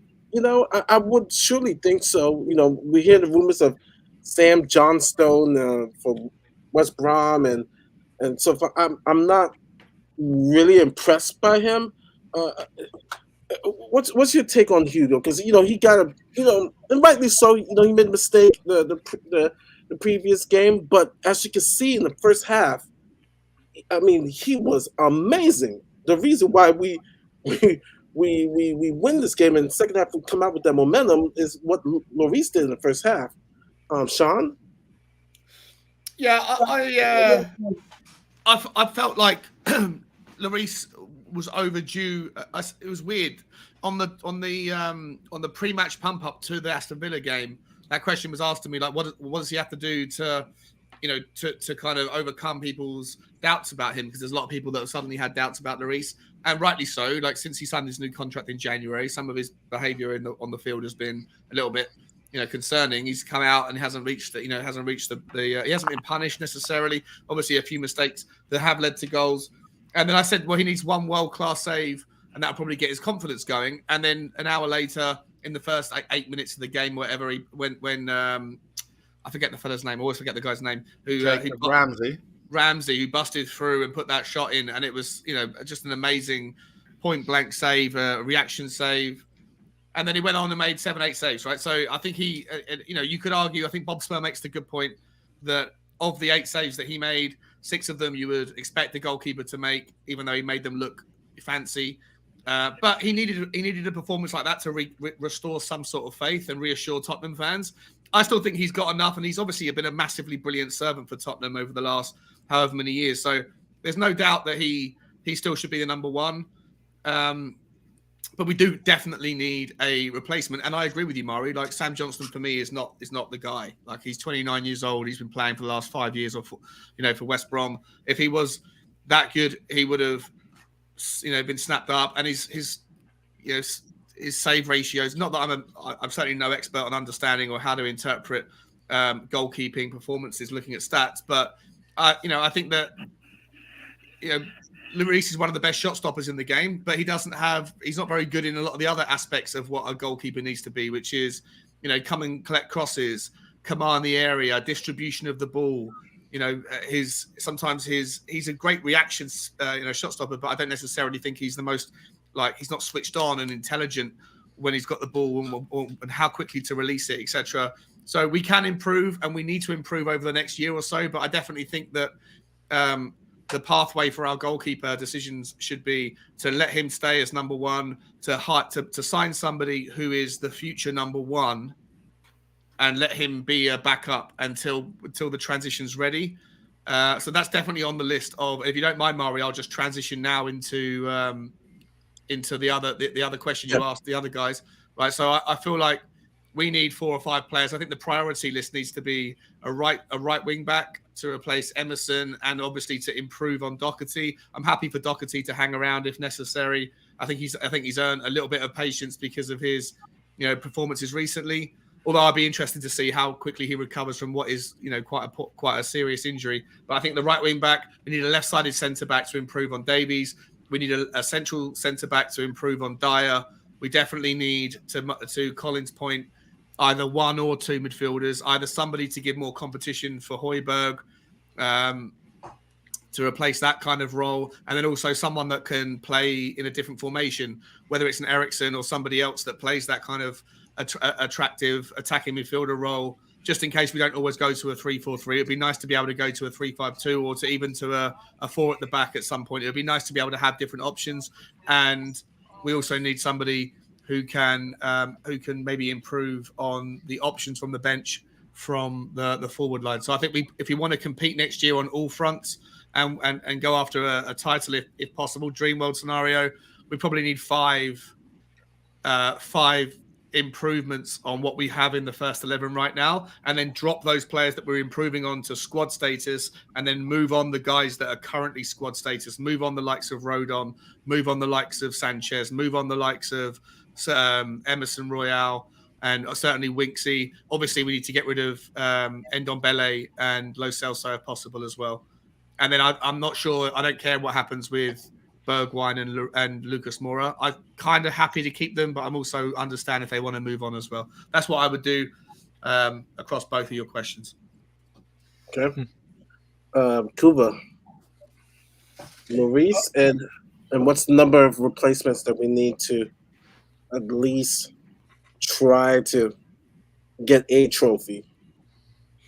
Right, Lloris, new 2-year contract because he's worth it. He's a quality goalkeeper. There's no rush to find a replacement for him, so we can take our time and just find the right man to take over when he finally calls time on the career at Tottenham. And he's served us so damn well over the years. One of the best values for money signings we've ever made. So that I'm not concerned on. He's still a great goalkeeper. It's going to be very difficult to fill his boots, but we've given ourselves another 2 years to do it. Not concerned there on the backup. I'm even happy to use academy players coming through if need be as backup, because it's not very often that you have a goalkeeper out for any sort of length of time. It did happen with Hugo, obviously, but it's a rare thing generally.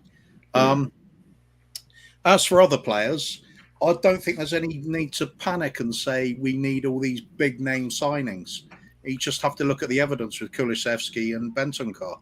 They're not exactly the sort of AAA title wow, everybody's heard of them everywhere around the world. They're just exactly what was needed, and they're great, and they're outperforming players that are with much bigger budget they're playing against, and they're outperforming them.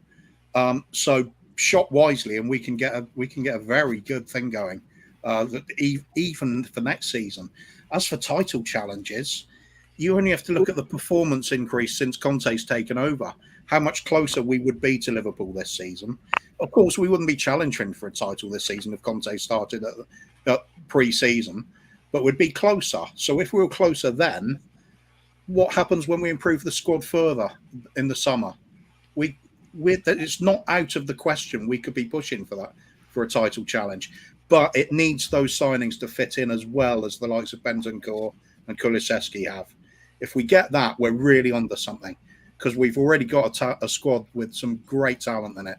You look at the way the front three are performing. You look at the two hard-working midfielders we got at the moment. Skip to come back, Romero at the back. I think the only thing that really needs addressing will be the defence. If we can do that and buy wisely, I think next season could be pretty damn exciting. Why not a title challenge? We probably won't get it, but we could. We're winning the league. Could be up there. All right, Steak. We're winning the league. Barry. Yeah, so I think, talking about the players that we need, I think we probably need about probably 8 or 9 to probably challenge for that title. We're probably going to get 4, I would say, in the summer. Looking at it, like everyone said, I think it'll be a right wing back. Stelios, stop fucking messaging me. A right wing back, left centre back. Yeah, I agree with you, Stel. Right wing back, a left centre back, a goalkeeper, and a creative attacking midfielder, or whatever they want to call that role. That's probably what we're going to get in the summer, if I'm honest. If I'm honest, you could look at what we could do. I know people say don't go back and like Ericsson or Bale, but Ericsson's going for nothing. Tielemans is 25 million. That's 2 quality players right there for 25 million. So look, we'll just have to wait and see what happens. I think the most important thing is where we finish, and where that leaves everything. And the other important signing is obviously going to be Conte, right? Because there doesn't look like the only job that looks like it's going to be up for grabs is going to be PSG, but I think Zidane will probably go there. But yeah, in terms of Lloris, yeah, there isn't. I wouldn't say there's a world-class goalkeeper that's there to replace him. If Johnston's, I don't think Johnston's the answer, but might be a decent stopgap. Yeah, absolutely. I think we've, personally, I personally loved Gazaniga, right? I didn't see what he did wrong. So loved Gazaniga. Yeah, he did well when he came in, and when he played he was one of those people who, when he came to the team, it was sort of a step up for him. So he felt like playing for Spurs was an honor. You could tell, you know what I mean? How for some people, some players like Ndombele or other like big wanted play, coming to Spurs is just like a move. But for him, he was like, and I get it, right? And he wanted to go and play, and obviously he's playing at Fulham, and they're going to come up and probably come back down again. But you never know, right? He could come back. I mean, I wouldn't be against that, so to speak. But there's not like when you sit there and go goalkeepers that are setting the world on fire. There isn't a massive. There was that other French dude that we were linked with, but he went someplace. Yeah, where did he go? AC Milan, I think. Hey, wow, Cody Mack said it, right? I swear I didn't see that before I mentioned it. Yeah. But yeah, dude. Gazaniga was a great man because he kicked the Chelsea player in the face. That instantly makes him a Tottenham legend in my opinion. Can we just, every time I get the chance, I just like to mention the battle at the bridge and how awesome that was. So I think that's really that's probably what we're gonna do, and I can't see it being more than 4 in the summer, considering obviously we've got the other. If we're gonna activate Kulusevski early, we got the obligation to buy Romero, so in theory that's 6. So that's you got to remember too; those payments are spread out. I know you know that obviously, but so we're not paying the full. Yeah. But right, over the course of if we're going to get 4 plus these 2 is 6. That's quite a big amount of signings. For that we've done in the last few years. See, Rez. So I think of Rez saying bye. Is he going to bed before he gets absolutely destroyed tomorrow night? Yeah. Those chips are no joke, man. I did it when I got 100 subscribers. There's a video on my channel. It was a fun one. Yeah. When's he doing this chip? Is he snorting the chip powder? Well, Sean, we've had this conversation. We've had this conversation already. If you were subscribed, then you would know that we've got a show tomorrow night. I'm subscribed. I just choose to when and where to consume your content. It's usually live, actually. So yeah. No, I know. I'm only joking. Yeah, no, it's tomorrow. It's tomorrow at 7. Is he snorting it? Is he snorting it or not? Well, I don't know. Aaron, if there's something that's edible and he's eating it, I'm not that impressed. If it's something that's hot and edible, but he's deciding to engage it in a different format of ingestion, then you're piquing my interest. Perhaps you could engage the viewers, and we can vote on an orifice for it. I want him to put it into water and then put it into his eyes. Yeah. Inject it. Owl's life, yes. God, there better be owls. Owl's life better be. I'll tell you what. Give it to Owl. That'll perk him up, won't it? Oh my God! Snort a bit of this chili powder. Fucking hell. I don't want to see Al back in Adam Brooks this weekend. We don't. You're right. Not. Ben, that same question I posed to you, Lloris, and how many moves do we make in the summer? Lloris is a goalkeeper, so he can easily play till he's 40 quite easily, and he's not showing that he's slowing down anytime soon. So we need to get a backup for him. So maybe Johnson is anyone that's better than Galini is an improvement in my book. So I think Johnson can be a good goalkeeper, even with his championship level. Galini's not even League One level because he can't even catch a disease at this rate. He's absolutely shocking. So we just need to get a reasonable backup for him. So Johnson's a good signing for us. He seems a quality goalkeeper. But obviously we need to be looking for a proper replacement. But how much you're going to spend on a Henderson or anyone in that ilk is a lot of money at this rate because there aren't many quality goalkeepers about at the moment. And in terms of signing players, we need to be looking at signing minimum 6 players. We need to sign minimum 5 defenders at this rate because we need an improvement on Davis, which is either a Botman or a Bastoni. If that sort of ilk, you never know who we can get. Centre back, Gradival, just a left centre back that's going to be an improvement. We need a middle centre back because I don't think Dyer is going to be it for next season. So whether it's going to be for De Vrij or someone, a middle centre back. So we need minimum 2 centre backs just to look at it. Then we need 2 right backs because both our right backs are poor to say the least. Doherty's played really well these last 3 weeks, but will he be the same when he returns in December, January?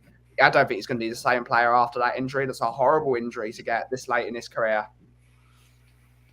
And we need to do 1 or 2 left wing backs because I think Reggie's off, and Sessegnon can't play 5 minutes.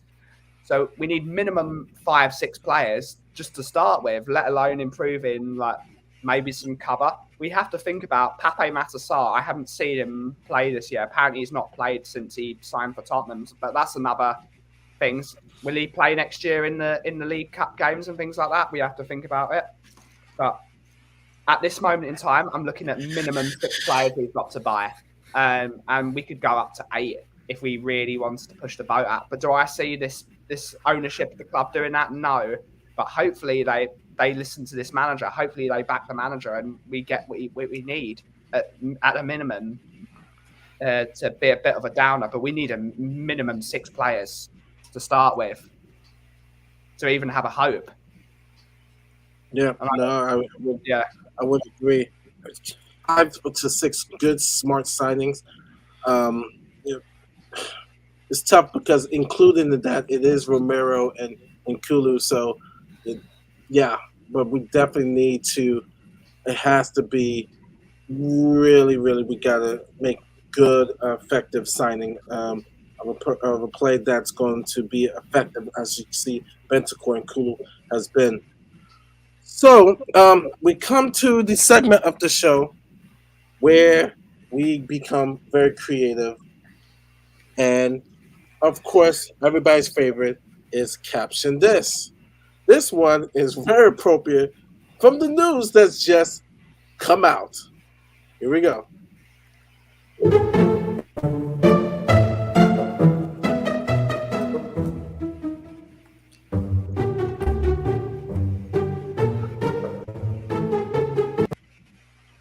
All right, Caption This. We will start with Ben.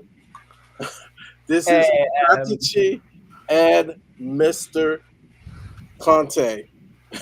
With the light of things that's going on, caption this, my friend. So they think we're going to the prison? No. Okay. That's a good one. That's a good one. Barry? Spurs in the top 4 and all the media can come up with is this shit.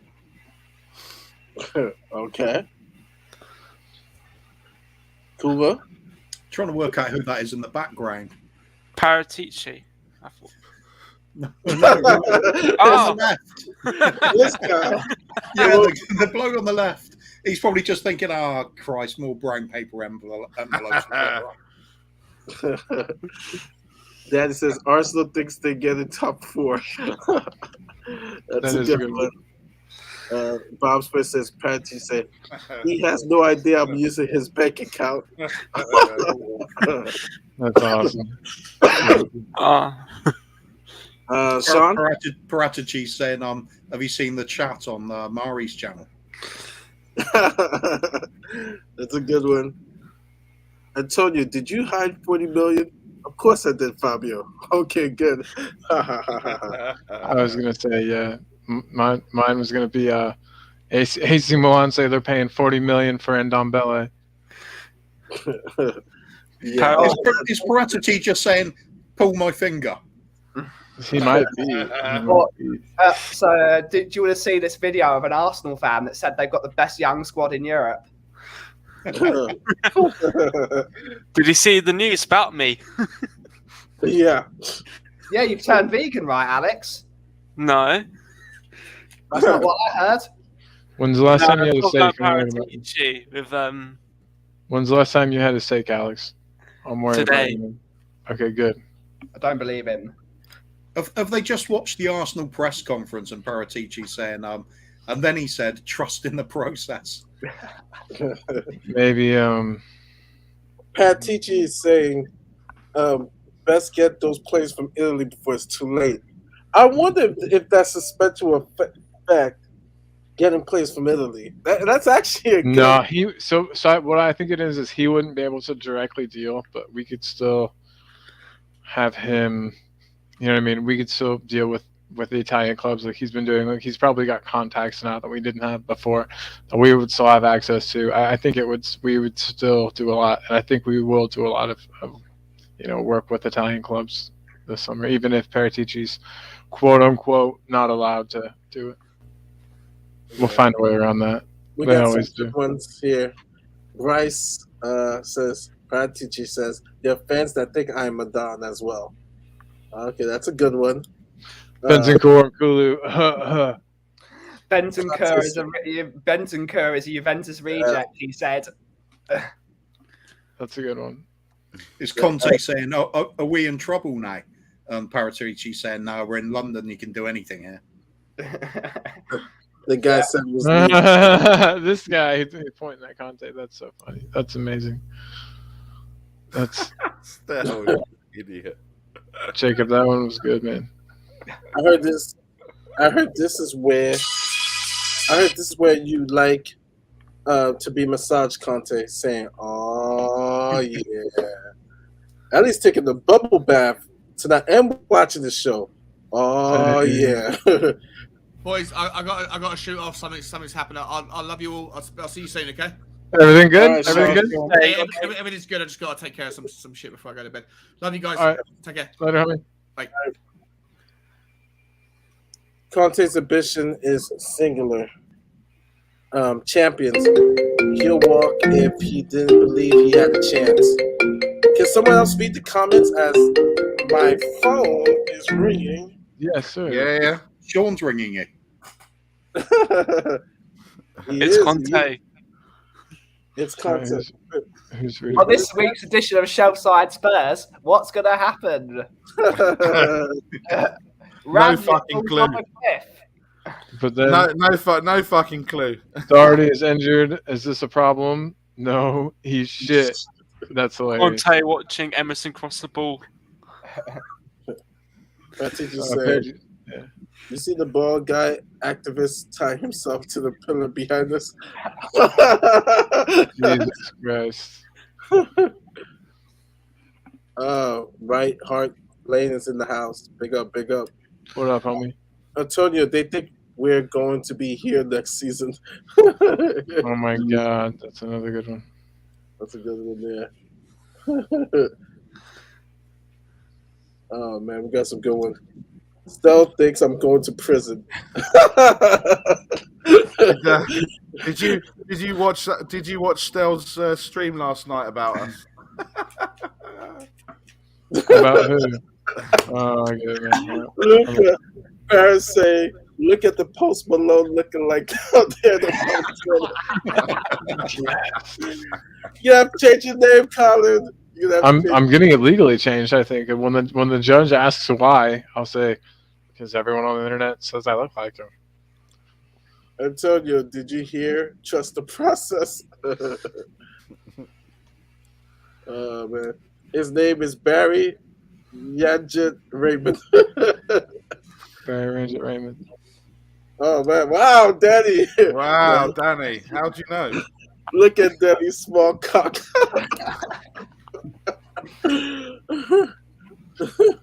Danny, I have so many questions. Oh man. There's a guy on Tottenham stream that only talks about steak. That's a good one too. Alex, that was about you. I noticed the scary-looking guy in the background. By the way, who is he? He's the ghost of White Hart Lane. They get a new training gear every summer or every year, just to, you know what I mean, just to keep him happy. But yeah, that guy is that's a ghost. He just. Oh, Cody, going to what Stell said the other day, and then he said he wanted to fuck Arteta. The guy in the background, he's the ball guy in the background. He's an impressionist. He's just put a couple of caterpillars over his eyes, and he's going, "Look, Harry winks." Oh man, there's some good ones. Crickets. No, I'm just kidding. And Levy told me Winks was a good player.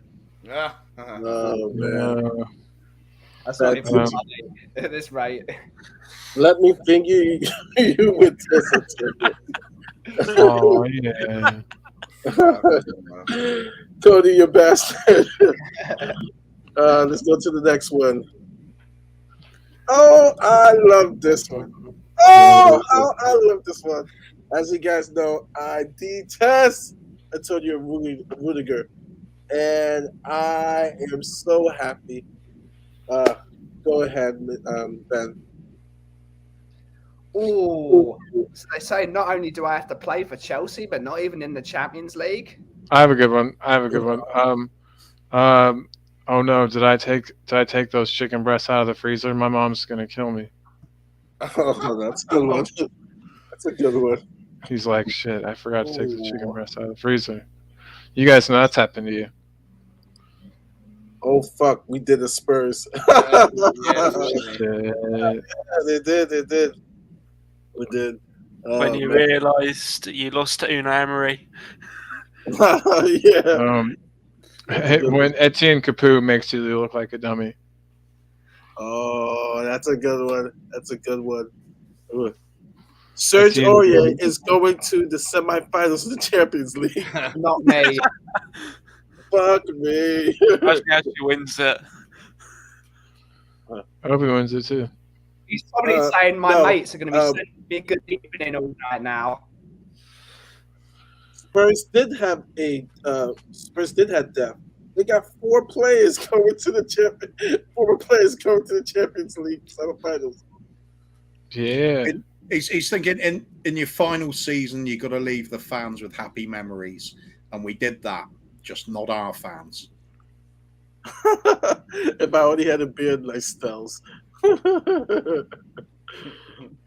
He's saying Rick has found out that he's got no pocket money coming his way. That's a good one, Price. Rick has found out that he got no pocket money coming his way. Yeah, because they can't re-sign him. He's going to be gone on the free. I should have gone to Tottenham in January. That's true.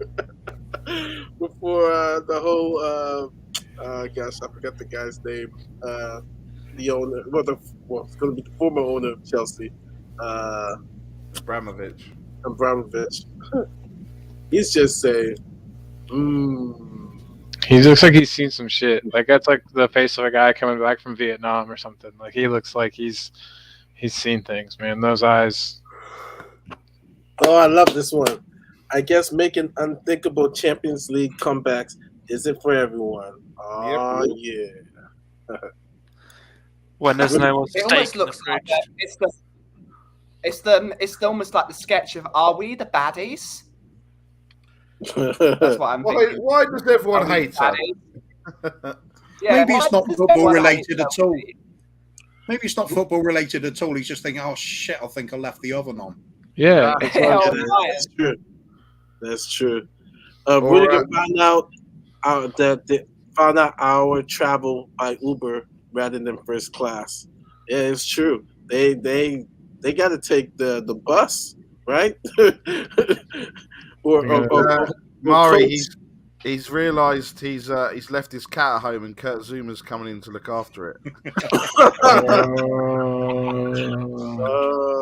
So you're thinking, I thought Lukaku was supposed to be world class. I don't know what's worse, Rudiger, Kurt Zuma looking after your cat, or Tommy looking after your dog. Rudiger watching Timo Werner actually score a goal. Kim says, "Is it just me or his ears really low?" They are, Kim. They are. They are. They are. Yeah. Oh, man. I like Danny's. I like Danny.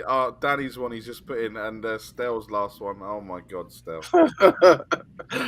Oh fuck! I really mixed some wings. I like this one. Poor Chelsea fans. I just realized I'm a cunt. Yes, I like that one. Yes. Yes. Yes. I like that one. Good one, Danny. I knew I should have told Tuchel not to play Lotus Cheek. That's a good one. Danny, oh shit. How Spurs managed 2 comebacks in 1 Champions League tournament and we can't do it once. That's a good one. Still has, to the Bob Marley fans, no Roman, no cry. No Roman, no cry. That's a good one. That's a good one. Cody says, Arsenal fans, when Arteta got left back again this weekend. Oh, man. These are not my hands. Get them off me. He's like, oh my God, who is touching me? Who is touching me? It's Rudiger saying, too. Is he saying, oh shit, is it too late to make a false racist allegation? Yeah, definitely. That's the reason why I hate this guy, man. I don't want him anywhere near our club. Or you mean tell me that Chelsea were racists? Yeah. Oh yeah. Oh no, the Brunier will be rubbing me now. Oh man, I do not want this guy anywhere near our club. Have we got money to fly back, or are we walking? Stell's on fire tonight. Stell's on fire. He is. He is definitely on fire. All right. This one, if you see the logo in the middle, is Villarreal. I guess Bayern, for some reason, was saying that they play in the Farmers League. But I like the picture. And so I was like, man, caption this. Oh, man, Daddy, you're late. I'll go back. Oh, fuck, she's pregnant. What do I do? That's a good one. Oh, I thought about that one too. That's a good one, Daddy. I'm being held against my will. They said I was going to get a pay raise. That's a good one, too. Why do I look like in Domblay? Oh, man. Sweet Thank you, Daddy. Aaron says, I'm Mark Scrumpshy's cousins. Or I like the Zoider. It looks like you would say, oh man, Styles. Styles going scorch earth tonight. I just got roasted. Senior unattractive. That was awesome. I can see it. I'll take it. That guy looks cool. I bet he's cool to hang out with. Fun on a Friday. Yeah. I wonder what Stell would tweet right now. Oh man, I gotta go back. He says, I'm doing my best impression of. Wow, I can't even think of his name. Don't listen to me. Really Who's the dude? Dawson. Michael Dawson. Remember the Michael Dawson thumbs up? He looks like he's trying to. I think he's just giving thumbs up, just going, good evening. Now we know Good evening.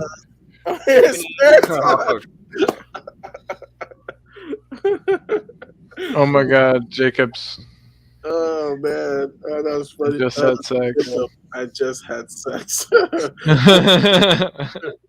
I'm like, good for you, dude. Good for you. Good for you, future me. Carl Simpson says, "Hey, Bayern, this Farmers League's team just kicked your fucking ass." That is true. We've loaded the team with ex-Spurs players, and I'm hitching. That's a good one. I'm hitching. Arsenal's choice of vehicle for the race to the top four. I like it. Danny, when Diggle sees Levy, says Levy isn't a problem. Oh man. Oh God, Cody! Fuck. Oh my God, Cody's is Liverpool Scousers are coming for you. I love my Bayern manure. Yeah, that's a good one. I'm on the way to Ben's coffee shop with my new coffee.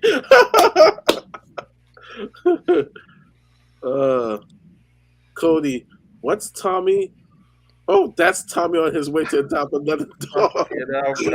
Oh, Royce. Oh man, that's just going full on. Well, says John Deere, the new Arsenal FC sponsorship sponsor for 22-23 season. Oh man, Chelsea Scott hard at work. Nice. It's not Ian Rush. Oh man.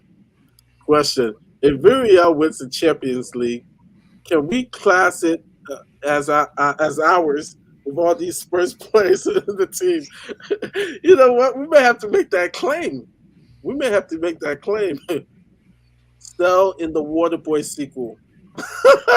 The groundsman. Oh, Bryce is here now. Oh my God, Styles. Oh, Styles on fire today. Hello, I'm here for the Arsenal job. Yes, Arsenal fans, keep on trucking. Oh man, Danny's on fire too, man. I fuck Bayern with this stuff. Oh man. Oh, Bob, this is a good one. He looks like Tom Hanks. Tom Hanks getting ready for his next role with Ipswich Town. Only Rajic, Alex, Ben, and Cooper would get this. Wow, that's no, I get it. Don't speak for me, Bob. Yeah. I get it. They told me about it. They didn't. But Like, they could have. The steak train. All aboard the steak train. He's farming all Stell's potatoes, isn't he? For his Steak. potato production going on these last few weeks. Take on fuck potato. Steak. Potatoes. Yeah, now. Oh man. The next one. All right. It was Dele Alli's birthday. There were a couple people that came out. Caption: what gift the Dele Alli got? Steak. You shouldn't have gotten me steak. Thank you. Well, the side of the box has just got a little note saying this is your replacement. Damn, Dyer's holding some long long French fries or chips, as you guys call it. I think those are breadsticks. Yeah, I can see mayonnaise. Or what are they? Grissini? Long ass chips. Oh, Daddy! Oh, wow, Eric, do you want to see my balls as well? I think he said, "Hey, man, the ghost of your career is in this box. Got it for you." Or it's just a highlight of his compilations. Yeah, exactly. Yes, Bob, thank you. It's your goal contributions for the 21-22 season. Happy 15th birthday, mate. Just a DVD. Ooh, it's like Fortnite skins or something like You see what new Bob stuff put? for his Fortnite. Yeah. Hey, look, it's my fucking career. I wish someone would just give it back to him and he just figure it out again. He's probably got a Cockney accent. Oi, mate, if you want to be sitting on the bench, you might as well have a blow-up pillow. Eric, thank you so much. I really wanted a book teaching me how to play football again. Oh, man. Oh, people are going to be brutal with this one. Regulation to you, dear, regulation to you.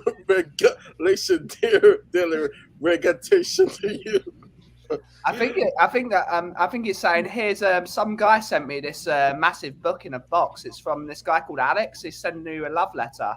It's how much he loves you, mate. So there you go. As you guys know, Alex is the biggest Dele Alli lover.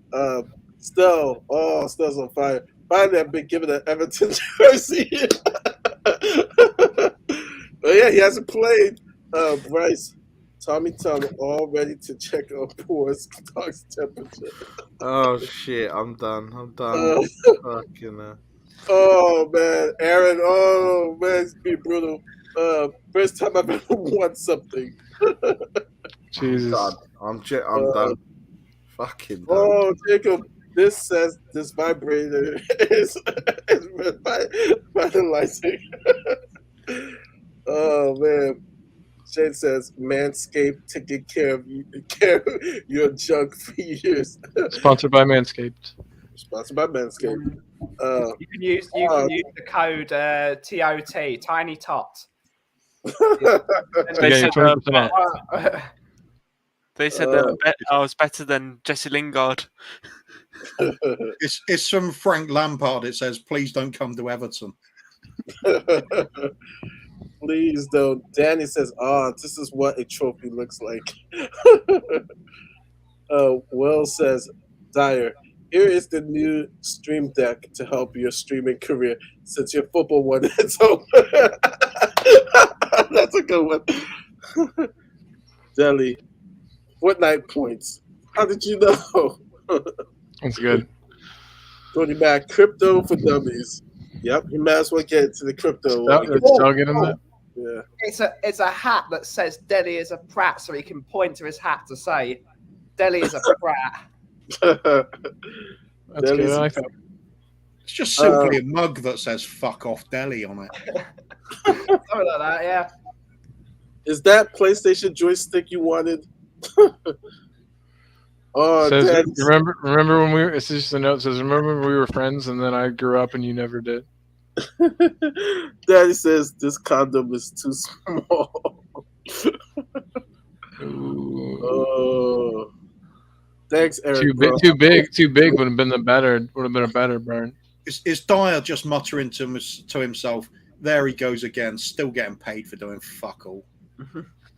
And he corrects himself. These condoms are too small.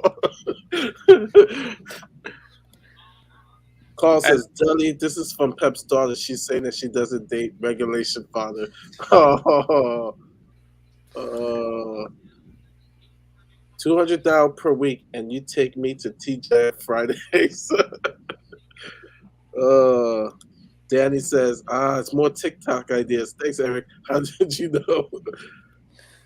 Ed says, Deli. Oh, it's a TikTok. Eric, it's a watch, Deli. A retirement watch. Bob says, oh, look, it's been an amazing blend, especially delivered from the coffee company. Literally the highlight of my career, like the past 3 years. It is. Good stuff, that. Tiny Tot. Diane, something's wrong with my chopsticks. Oh, those chopsticks, they look like chips. Yeah, I do. Yeah. This is an Olive Garden. Definitely not Olive Garden. Oh, man. Oh, we're back to Rudiger. Oh. So the last segment of the night is a oozy doozy question from Mr. Bob Spur. It is the Bob Spur question of the night. Here we go. If you had 3 daughters, not 1, not 2, but 3 daughters, which daughter would you have marry? Which daughter would you have run off with? And which daughter would you let her lose her virginity with our front 3? I've got 3 daughters. Oh no, that makes it worse. Kane, Sonny, I know it does. I know, Ben. I know. Kane, Sonny, and Kulu. Oh man. I'll start this. Oh, Dan says, sorry, I meant too big. Colin was right. So I would have one of my daughters lose their virginity to Sonny, because Sonny's a nice guy. He's a real good guy. He'll be gentle. Run off with Kulu. Gentle. He still will be gentle. and the one to marry, maybe it'd be Sonny's first time Kane. too. So Kane, I guess, because Kane's already married. So Kane will be the marry, run off will be Kulu, and lose their virginity will be to Son. Ben. Marry the eldest one. You get married to Sonny because you want your first one to go smoothly. The middle child can go to Kuliseski, so the youngest one to learn not to be with a ginger Hulk. And then the youngest one you put with a gentleman in Mr. Harry Kane. Oh, okay. I like that. I like the answer. Ali says, I got 3 daughters too. Aaron says, son. All right, Barry, who also has 3 daughters. I can't answer this question. I genuinely can't answer this question. No. Fucking days gone by. Oh, Dad, you said this. So, Dad, are you going to set me up with Sonny and Min? No. I can't answer this question. Go to Kuva. Please. Kane's a great creator. Let's think. I think Kulu to marry. He's got a good, bright future ahead of him. There'll be an exciting time to sort of get in on the Kulu train. Run off with Sonny, because when he's finished his Spurs career, he'll be back to Korea. They can go over and see the world with him, get a lot bit of life experience. Lose the virginity to Kane, because when he puts his mind to it, he will fuck anyone.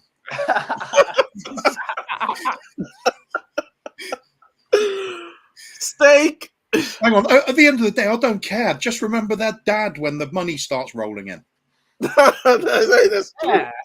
You get yourself a breadwinner right there. Buy me a house in Malibu, daughter. Yeah, sleep around, mix it up. I don't care. Just get the money coming in. Okay, fucking hell. Steak.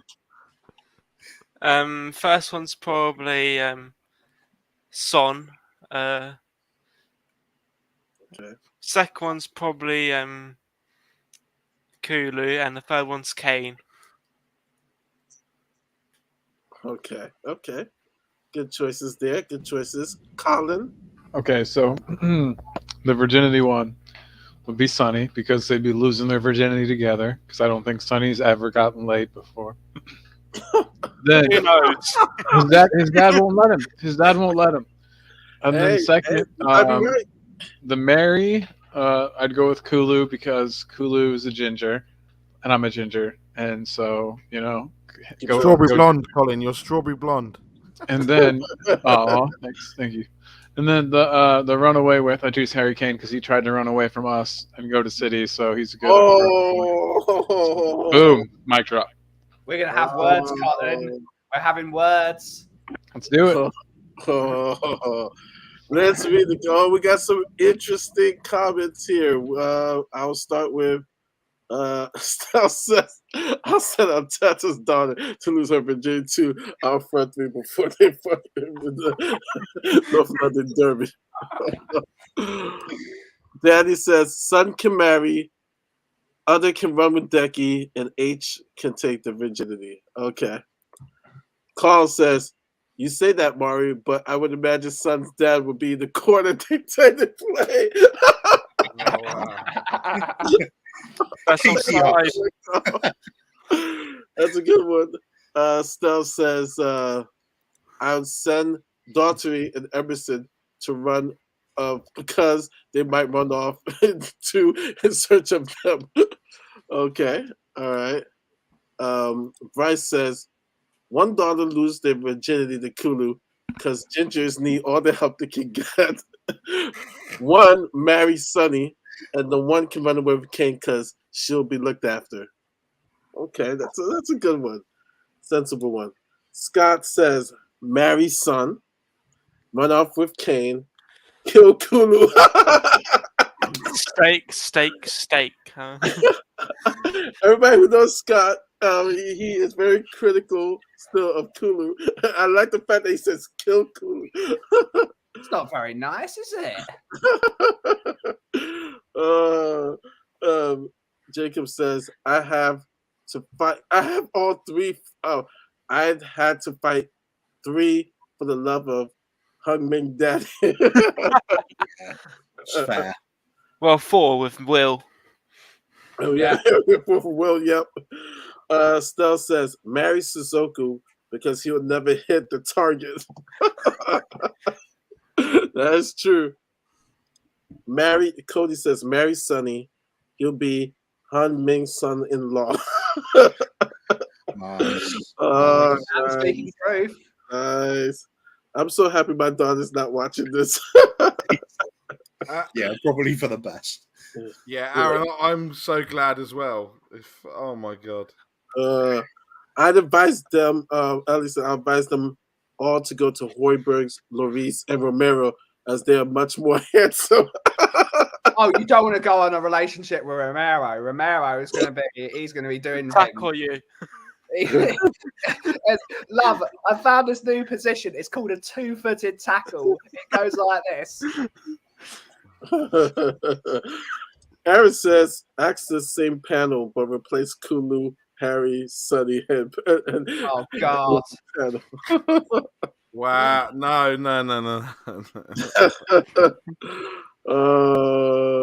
Well, obviously, if we're going on Bryce's thing, then obviously Colin would be the one because like you said, gingers need all the help they can get, right?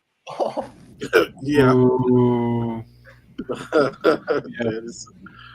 Aaron was the same question. Love you, Colin. I don't know if I want to go there. You don't want to go there. That trio's a much better scenario. Will says, definitely not Kulu will lose her virginity because gingers have massive cocks. That's cruel and unusual punishment. Will, did you say has massive cocks or are massive cocks? I wasn't.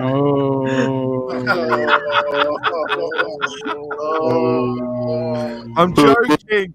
Fucking hell, I'm joking. Drama. Fight. Lucas says, Steak. ladies, I don't think you want Romero involved in any of these. No, his foreplay would be breaking your arm. You could leave me about that hour. You would need health insurance, Romero. I agree with whatever Pip Cooper says. Ali says, Stell Maurice is the richest. He is from an aristocratic family. Romero, with his brilliant defending, will be the highest paid defender, and I'm sure Werberg is rich in every sense of the word. Will says, have. You've been corrected. He says, have. Thanks for clearing that up, Will. Thanks. Are you sure? Yes. Yeah, just check Pornhub. Oh, yeah. Oh, yeah. I like the next one. Aaron says, Cheers, Aaron. Love you too, mate. Kuma for me, he can run off with my daughters so I don't have to listen to either of them again. Right, says, probably not a good idea to let her lose her virginity to Sonny. He's probably a virginity as well, and we know he shoots real fast. Price! Yeah, at least he manages it 3 times in 90 minutes, though. Yeah, that's good stats. Yeah, that's true. 3 times in 90 minutes. Shelfside versus TFC Ranch. We have our next YouTube beef. No, there's no beef, Cody. Don't try and start something, mate. Oh, Don't you beef. try and start Rez is coming on Thursday. What's Rez going to rant about this week? Yeah. Right, let's get you and your stats. I don't agree with them. And it's just Will has ginger cock stats. Marry Raymond. Run away with Raymond so I don't have to hear him again. Which host of all hosts is the most handsome? certainly not this one.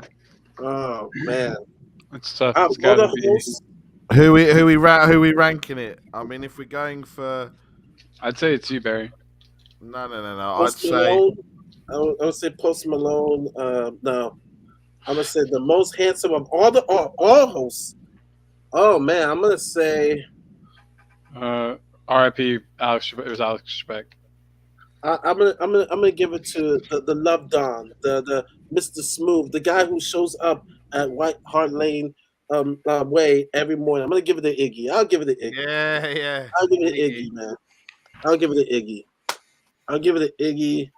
Then yeah. Bob. Iggy.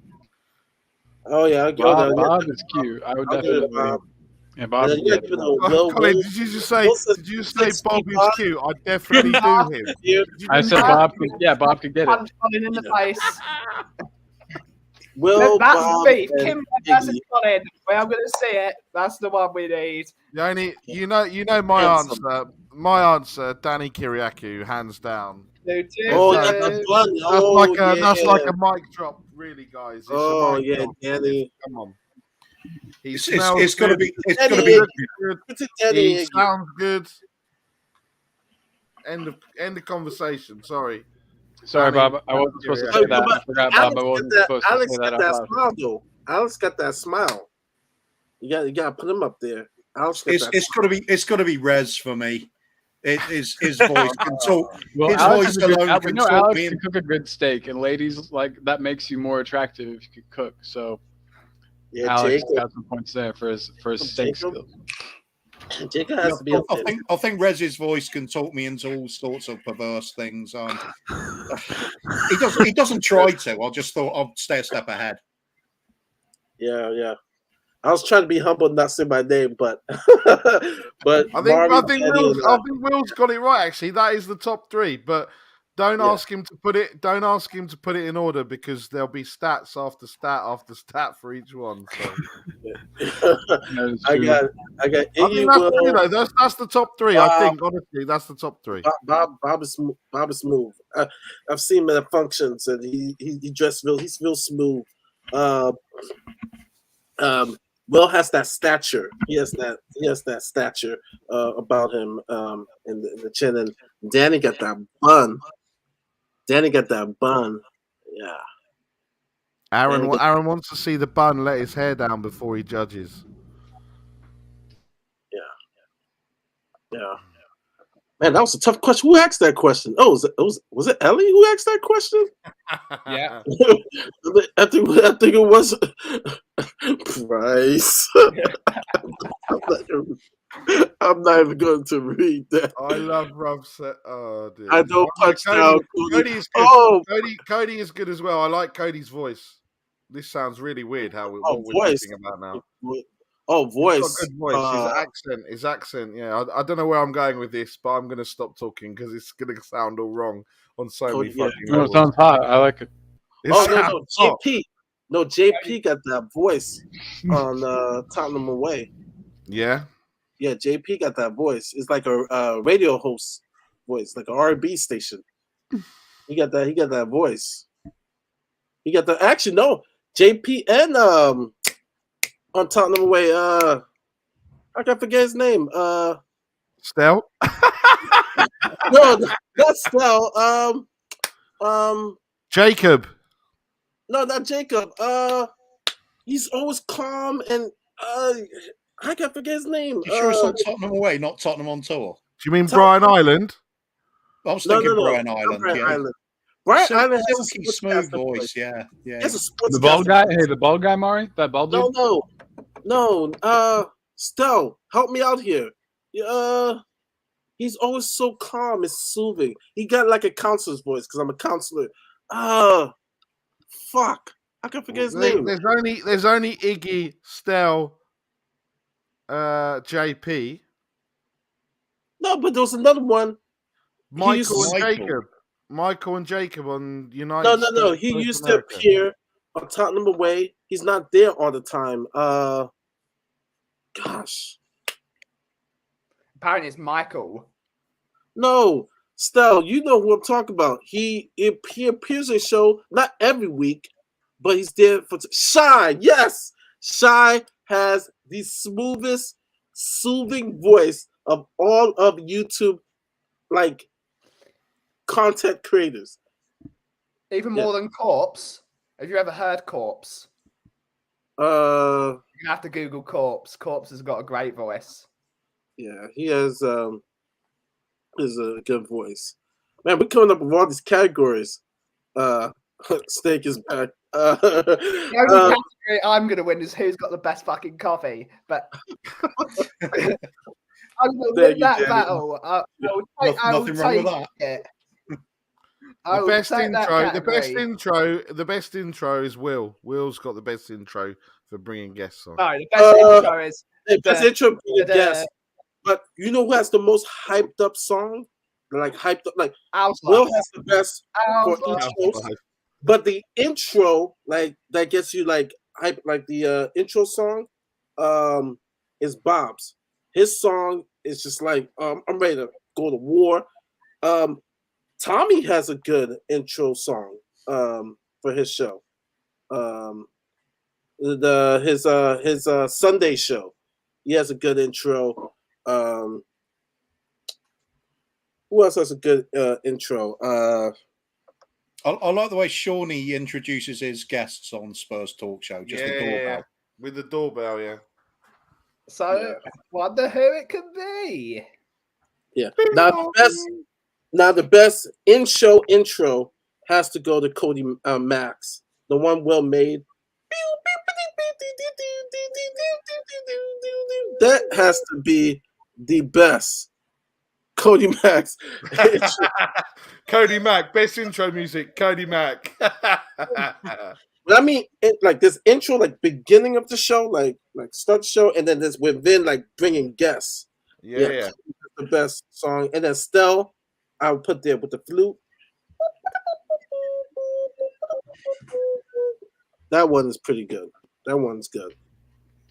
I like mine's too. Will got all the songs. If you guys need songs, yeah, go to Will. He got the songs. And if you need a song for your show, go to Bob. These guys. Shit! Danny's put a question in. Who has the best beard? Ooh, Not it's obviously Mr. K. Mr. K got he got the long game. He got that long beard. Yeah, But it's a little it's sloppy though sometimes. It's not as like when he gets it cleaned up a bit, like when he lets it go, it gets a little crazy. But like he got it cleaned up for his interview. It looks real good now. You saw that in the group chat. Yeah. Who has the best beard? Help me out, people in the chats. It's K. The longest beard is Mr. K. But who has the best beard? Is it Colin? Is it Kuva? Is it mine? Is it Ben? Nah, it's not me. No. People spend some time caring for theirs, I don't. Yeah, that's Ben, my problem. I don't care for it. I'd spend about the least amount of time you could, if the closest to none that you can get, without it actually. I swear, Ben looks like every bartender in the city of Orlando, every craft beer, because all of them rock their beards exactly like Ben. Like literally, you would walk into the city of Orlando and get a job as a bartender because of your beard. Because every bartender that has, and they're always shining their glasses, and they're like, "Oh, what are you having?" Like they have that beard. They just rock that beard. Danny, we are talking about your question. Why are you messaging me? Get them to ask the question. Who has the best beard? We just said who had the best beard. No, Mr. K. Top three. Danny is being. I better do what he says because otherwise he won't let me hug him on Saturday. The top three YouTube beards in the comments, guys, for Danny. Otherwise, he'll get upset, and I don't want to upset him. The top 3 beards? Yeah. So you're saying Mr. K1? Who's 2? I said yes, the longest. I didn't say it was the best. Okay. I said best. Best. You're the best then. The top 3 best beards, Danny. Is that right?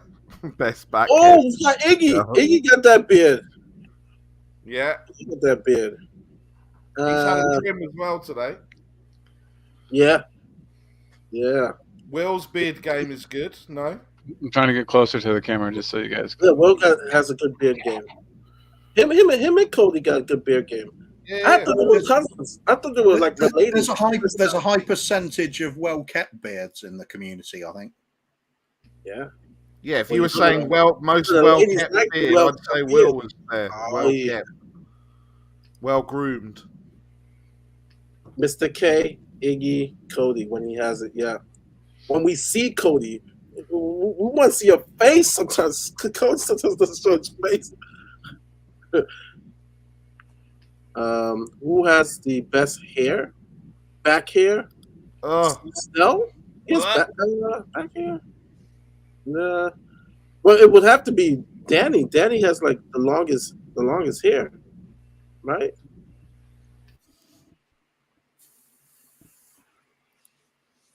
Yeah, we want to see your face. We want to see your face. Who is the funniest? Funniest meaning delusional funny? Steak. Alex Hilton. Bob is hilarious. Rez is very funny. Yeah. Cody Mack definitely is up there. Is funny. Who else? Iggy, Cody, Rez definitely. Definitely Rez.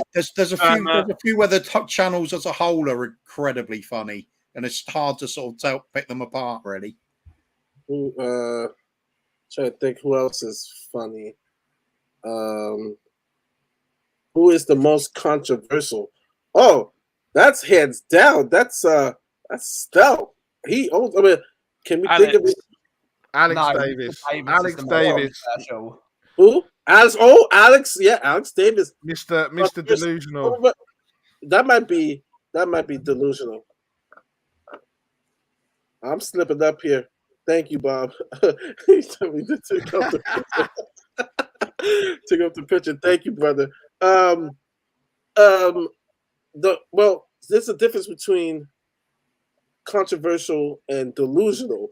Yeah, I'll put Stell, Alex, Jason Groves is hilarious. Yeah. Dietrich's kind of funny. I can't believe Danny's put me up there with them three. I'm definitely not one of the funniest. Absolutely not, unless he's talking about beards again. I'm definitely not one of the funniest.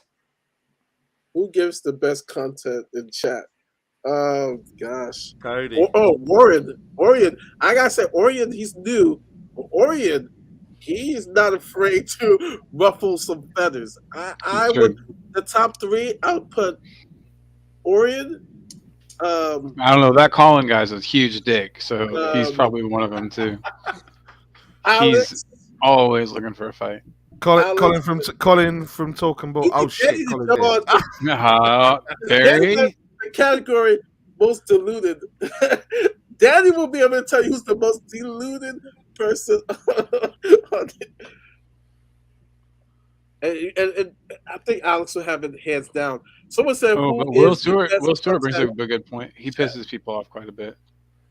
The best content in chat, I would say, I would give it to someone Aaron? who always,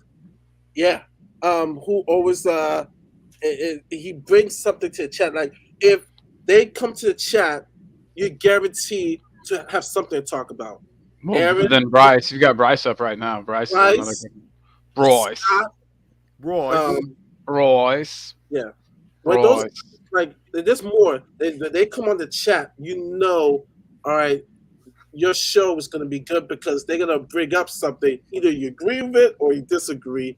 They're gonna bring contribution. And so God, Luca 14. Jesus Christ. Luca is another one who look at his latest comment. Ashtak also knows how to stir the pot. Dietrich is funny. I was saying that Dietrich is funny. I know Will finds him funny. The most delusional anyone who thinks is anyone who gets top 4. Yeah, Scott, what are you gonna do when we get it, Scott? I want you to apologize. Yeah, you're gonna come on every show, Scott, and you're gonna apologize. And come on live on stream and apologize and say you were sorry and we were all right. But I'm not gonna lie. There's your Mr. Controversial. If we don't make top 4, Scott will be. Oh man, he's gonna rub it in all of our faces. On every stream, say, "I told you, I told you, I told you." Yep. So it's two streams. It's 2 streams. It's either us saying, "I told you," or Scott saying. Scott going around to everybody's stream. Everybody's stream. We'll have to let him on, and we'll have to let him say it because Yeah. Yep. He has receipts, but we got receipts too. Will says Dietrich's my favorite delusional gangster. The most passive aggressive. Cody got that wrapped up right there. Cody's just gone. My drop. Oh man. I think I win for best hat collection. Someone put in the chat who's got the best hat collection. I think I win. The person with the most hats is Sean Butler, purely because Bugsy eats them all. But yeah, the best hat collection. But they're all the same type of hat. I've got variety. I'd say you, Ben. Coover. Of the hat. Best hat collection. This one. Hat collection. Does it count if you wear the same hat, or you have to wear different hats? You have to wear different hats. How many hats you got? How many hats you got, Maury? I got a couple. I have this. This is a good one. This is a good wow, one. Ben. I have this. And that is a great hat. It's even got a propeller on it. And then I have a scrunchy hat. if I have it somewhere near. Like I have lots of hats, but Ben's I can hats go seem full better. Texas. We can go full Texas. but Ben? Connie was a lot of hats too. Yeah, I have Oh, lots of okay. hats. You got the Mexican hat right there. Best coffee shop, Barry. What are you talking about, Cody? Fucking hell. Here we go. Better passive than Best active. Post Malone lookalike. Who's the best Post Malone lookalike? Bob That Kerwin. guy from Talking Bull. Oh, here's a good one. Who is the most quietest? Ooh, Tiago. Whenever he was on my channel. You know, I'm gonna put Barry there. There's some streams. Barry has been in the show for like an hour and a half. Oh yeah, it's because he's doesn't about to fall work. asleep. Barry He's fighting. does not He's usually get a word fighting in in. sleep, just like And now. Cody's What time like, is it? let Midnight? Barry He's speak. fighting to Free, not go to sleep, but he can't think of saying anything. free Barry. It's like 1 in the morning, right? He said free Barry. I remember Yeah. that was hilarious. Oh dear, Barry, you've been here for 2 hours. Do you want to? Ooh, which show gives the better stats? Is it well, the Euro one with Black is it Cap Jack- Euro Talk. Jack Yeah. Nicky or Will Stewart? Wow. Who gives the best stats? Oh shit! You're opening up fire here. I think Is that it Will or is it What? Jack? Jack. Define best stats. Oh, Cody, fuck I- it. I'm That's what Jack wins. I'm going to give it to Oh, Alexander Cody. Hilton. No one gives the best Alex? stats for steak.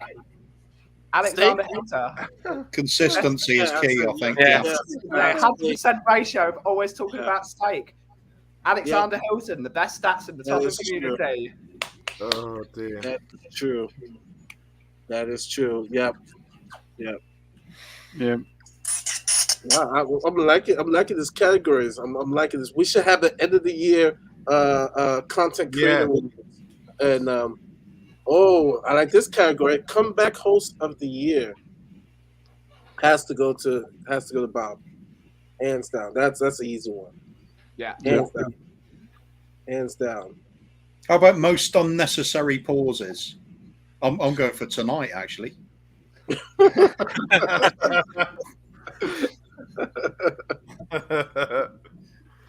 It's pretty good.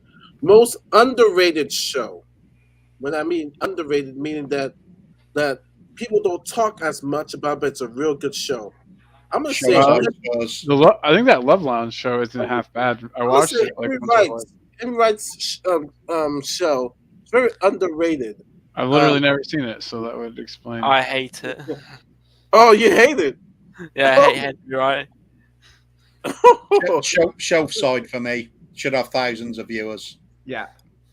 Yeah, It's my very. favourite show, at least. Oh, It is a thank good you, one. I guys. like it. I like it also. Thank you, Will. Thank you, Will. Yeah, I think Henry Wright's show is very underrated. He is. He has good content. He has some good people on the show, and it's just Alex, is he just not like steak or what? Like, it's not marketed as like I don't see like I'm friends with him on Twitter, but it's just like more promotion to get to his show and stuff. So yeah. Yeah, we'll go check him out. But Alex, is he just not like steak or what? No, it's just like half the content is about Arsenal. Like the Spanish flu.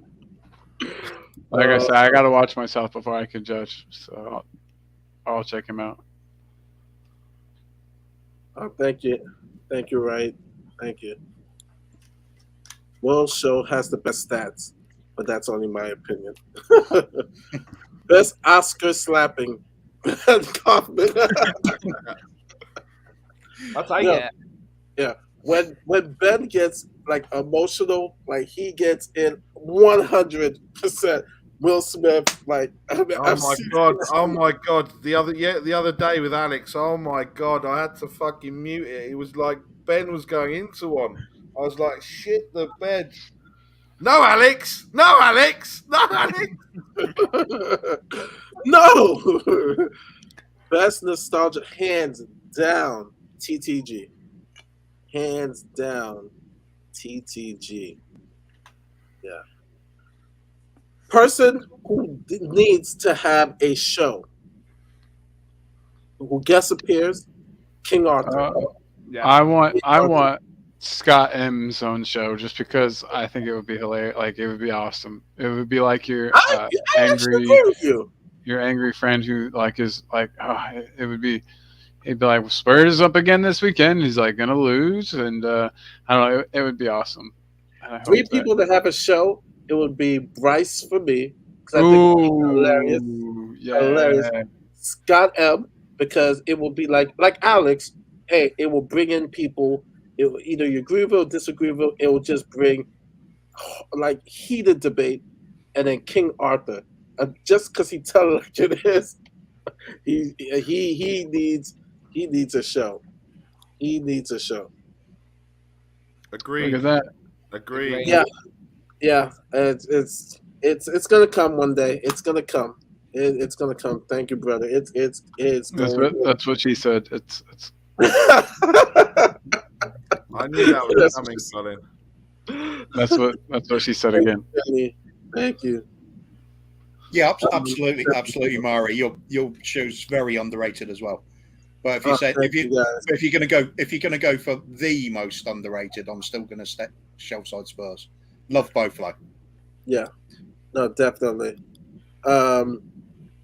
Most overrated show. I'm gonna avoid that, brother. I'm gonna avoid that one.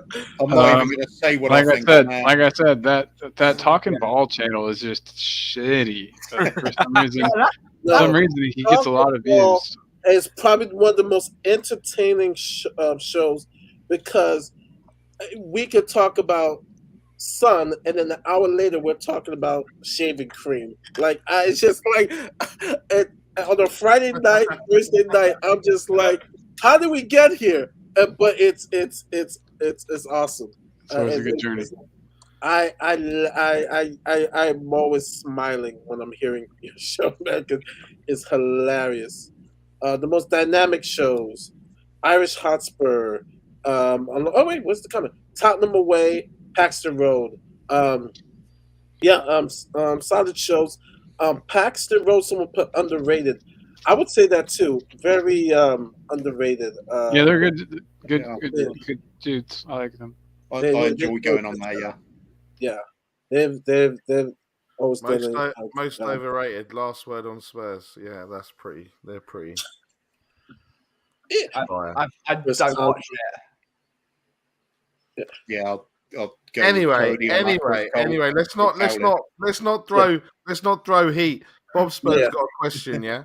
Yeah. Well, you'd most like to find naked in your cupboard holding a half-eaten chicken drumstick. Everyone knows my answer. So host you most love to find naked in your cupboard holding a half chicken drumstick. Well, that certainly isn't going to be me. That chicken drumstick is going to be half-eaten. People will have the bones go, and what, bitch? It's Bob. He only asked the question because he wanted us to say him. He knew that we would all. That would be my host. I would love to find naked. When we get to Ben's on Saturday, the curtains match the drapes in the cupboard with a half-eaten chicken drumstick. Luckily, I don't have a big cupboard. Ellie answered the question. I'm stuck in it. Bob, I want to see you naked naked in some cupboard at Ben's holding that half-eaten chicken drumstick on Saturday. Whether you can fit in it is not really up for debate. That's what the fans want on Saturday. So I'm not sure Ben's customers will ever recover. But gosh, you know what's so funny is how I found you guys was through the last word of Spurs and Chris Collins. That's how I found some of you guys. Oh man, the most weird. Oh man, Did you guys answer that question? I said Colin, which I thought was. Thank you. Of course, I got you, brother. Oh man, the most arrogant. The boy Hotspur. Yes. Yeah, I would probably say. Code Will Stewart. Oh dear. Oh no! Oh, fucking hell. I'm just gonna hide under the table quickly. But Uh-oh. Mummy, Daddy, stop fighting. The gloves has come off. The funniest show, Arsenal Fans TV. Oh yeah, easily funny, easily. What up, Faz? Mean tweets. Ooh, who is the meanest? Well, I guess in the chat. it's Scott, isn't it? Yeah. It's Scott, isn't it? I'm trying to think. Maybe this gonna. Oh my God, Aaron's comment about finding truth sets free in his cupboard. It's gold, mate.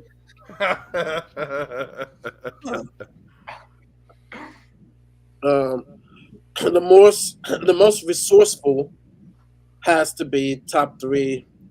Resourceful meaning in our community, like if you need help or you need information, that has to be Will, Bob, and Brian Daigle, amazing. there you go. Most Josh also is very helpful and will make you cool stuff if you need help too. Will, Bob, and Brian. Brian will hype up your show. Like, well, everybody hypes up their show, but Brian goes to like another level. Bob, if you need anything, dude is so resourceful. Will, if you need anything or any advice or anything to improve your channel or just anything related to content, you could trust him and he will help you any way, shape, or form. So those are the 3 resourceful. Well, we got some good topics here. The host that you let your daughter have wicked. None of you fuckers are coming anywhere near my fucking any of my 3 daughters. That's all I'm saying. I'm putting it out there now. Yeah. Oh man! I'm with you, I'm married, so we're Or even with a half-eaten chicken. Even with the bro, yeah. Alex, even you'll with get the, the shit kicked out of yourself, mate. All right, who got their coaching badges? Who is Will the and best? Stell, no? Is it just 2 people, Stell and Will? Right, Stell versus Will. Bobby Everyone's K got as well, one I out. think. Best coach.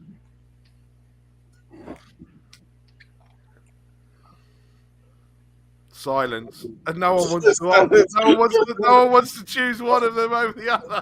I don't know. Still, Who trained who? Stell What, are you actually saying trained you're Harry saying Kane. there's like a Yoda figure And still here, then. Alex, that like Stell was coached by I'm like he's American. like I Yoda. gotta keep it American. I'm gonna go with Will. I gotta keep it American. Wow. I'm going to go wild card and say Mr. Kaufman because I coach people all the time on making coffee. Oh, Okay. okay. I like your resourcefulness there. I like Okay. the way you interpreted that question. That was nice. I see. Scott M versus Stell, meanest tweets. Okay, I can see that. Scott says, "I'm very kind." Actually, no, Scott is very kind. That's right. He's very kind. Definitely Mari. If he ditches Maria, he can with 2 of my daughters as the youngest is already taken. Oh, Ellie, just to clarify, Ellie, Ellie. are you allowing Mari to have your 2 other daughters? I just want to clear that up. Ellie, Didn't thank really, you so much for the compliment. I really, really appreciate that. Wow, I'm like, oh man, I'm speechless. I don't even know what to say. what you need to say is book a flight, ditch Maria and book a flight, no? Yeah, right. I was going to say Oh wow, relationship status changed on Facebook already, probably. Yeah. Oh man, In a relationship with Ellie Hoybier's daughters. Thank you, Ellie. Wow. I'm actually speechless. Thank you. Cody, fuck me. What the fuck? Oh, thank you, Ellie. Wow. Wow. That is so messed up. It's A class. Oh, fucking hell, Cody. Whoa, that wouldn't matter to spell. Oh, you wait to get to Cody's comment, Mari. Fucking hell. It's messed up. Fucking messed up as shit, man. Fucking hell. I think only this show is I only awesome. tweeted anger. I like to make some happy tweets to change it up. Oh no, That's not the one. No, that's not it. That's not it. That's not it. Oh, okay. Oh man, That's not it. That's not it. No. Oh my god. oh boy. Thank you, Luca. Yeah, I think it's not on, to be honest. What, Ellie? Do you need to advise them first? No, it's this one. It's this one. This one. Oh boy, there's a catch. Ellie gets to watch. Cody! I can't unsee things. Man. Ellie says, "Oh, when he's analyzing his plays, point on it hurts." Ellie has a good sense of humor. Ellie has a good sense of humor. Yeah, but then see what she's put. Cody, naughty boy. I don't like the way this is going, guys. Where this is going. This is going to a next level of shelf side that I don't think even I can fucking go to. Oh my god. Man, this is steak. Yeah, steak. Oh my goodness. I was going to say something, but I don't think it's appropriate. Bob's question has opened like the whole show. Oh yeah. Ellie says, "Cody, naughty boy." Oh man. Jacob likes where this is going. Do you, Jacob? Oh man. Dan says, Orin brings that heat, man. That controversial heat. He gets concerned. I like where this is going. This right again. Mari won't know she's hiding in the cupboard. Does she have the half-eaten chicken leg as well? Oh man! I'm not going to be able to look Ellie in the face on Saturday. Fuck's sake! What the fuck? Ellie, you're right. All I can imagine is you. What part of the stage am I going to be at? What part of the what? The stadium on Saturday. Ellie is a good sport. She says, "Ranjit, Barry, don't be shocked. This is the love after all." All right. That's changed everything. Now I'm picturing Ellie cheering her daughter on, going, "Go on, girl." Oh my god, you guys. Oh god, hang on. Man. Host with the best sketch characters. Oh, that's a good question. Who done the sketch like a couple months ago of the thing? Tommy did one, a Paratici. It was kind of funny. Oh man, no one mentioned him today. Aaron with the most dramatic Marcelo. No, that's Irish. Over Marcelo? Have they ever been on stream together? That would be a good one. I have. Oh yeah, they have always. Marcelo. I'm telling you.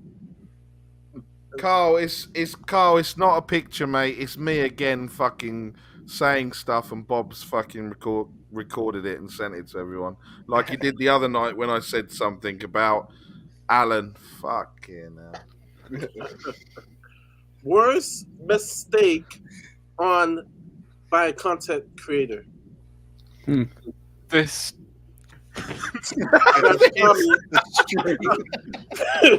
Tommy with the dog.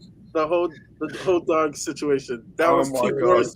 That was too much. That was too much. Or still with wanting to fuck Arteta. Oh, that's recent. Yeah, that one. Yeah. Me saying the Queen was fit. I got myself. But the cool thing though is that you just ran with that. You didn't like backtrack or like Yeah, it. of You course, just yeah. took all the jokes and the shit, and we never let that die. I dig the Queen. I mean, I'm probably doing it again. How does Maria feel about that? Maria? Oh, she reveres the Queen. She knows. Okay, Oh good. yeah, she knows. Good deal. She knows. Much respect to the Queen. I'm glad she's feeling better. I know she was not feeling too well a while back. So much love to the Queen. Well, I guess we need to get our last predictions of the game. We play Brighton before we go on Saturday. Host with the most beef. Oh. I got the most steak. Yeah, it's got to be. It's Alex. Steak. Probably have to be Alex. Oh shit! Stell's released his video, the Arsenal fan video. That's gonna be a fucking watch. He's just released it. Where did it release it to? What plot? Like Tottenham away. On Tottenham away. I'll check. We'll check it out after this. I want to see you naked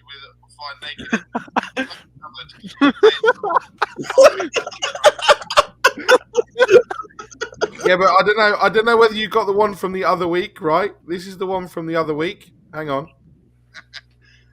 Oh, Alan, you make me so wet.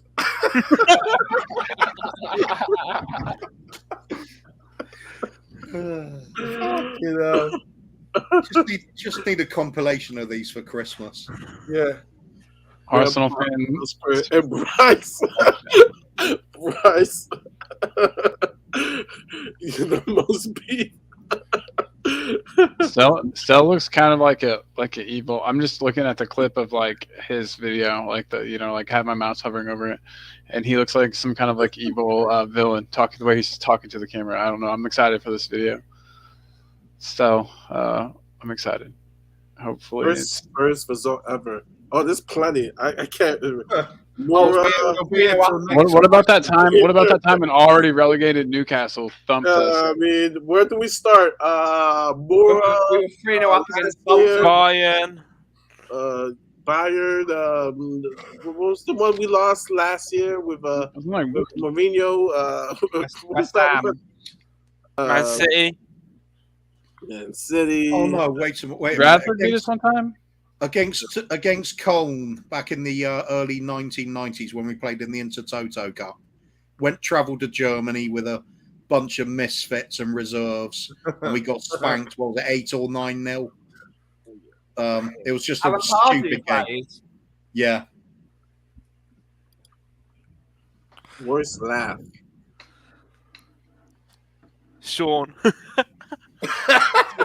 Does he have the best laugh?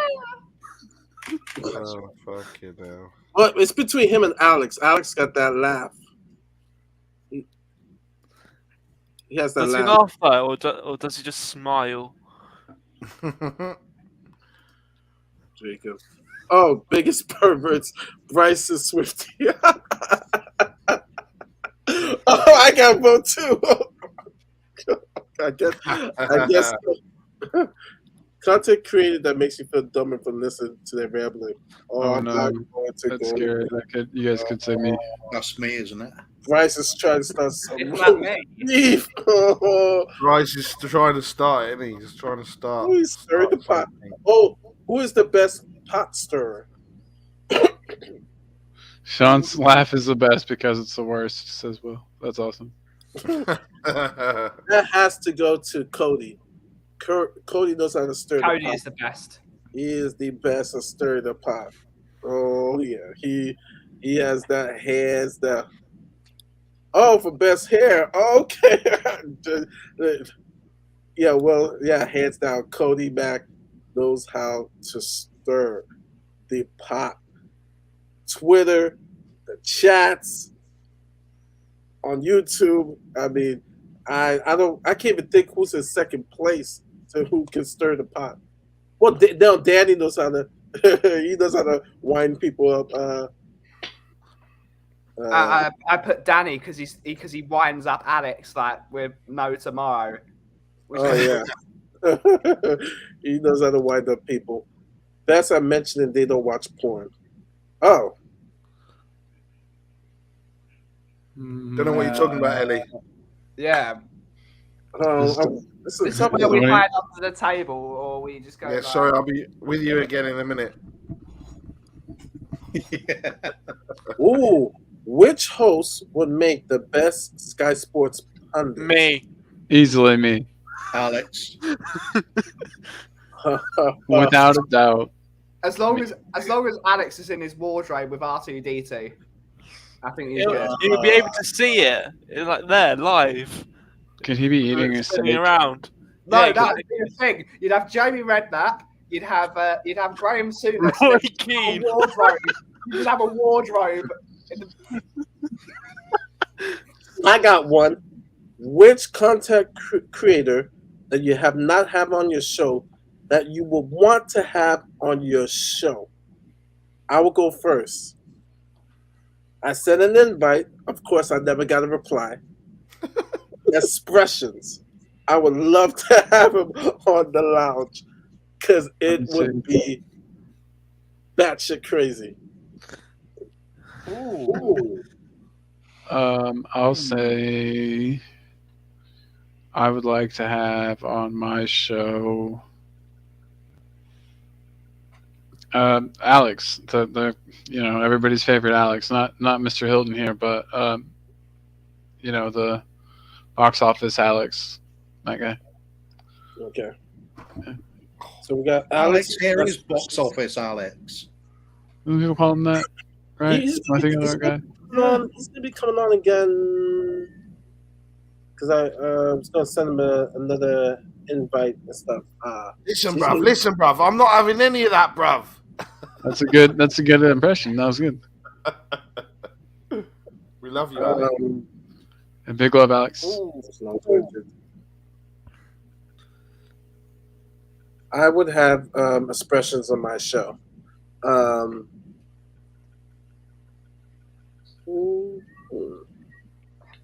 Is this Spurs content creators or is this all content creators? It could be all. It could be all. Gordon Ramsay. Do you guys know? I was gonna say. Do you guys know Disguised Toast? You should watch him. He's great. Disguised Toast is great. I'd have Disguised Toast. I bet you'd be in love. Oh, I would pay to see that. Oh, that would be box office. You want to talk about pay-per-view? I would love to see that. Oh man, make it happen. Make that happen. Will make that happen. I would watch from beginning to the end. That would be awesome. That would be box office. Bob said, which host would make the best porn star?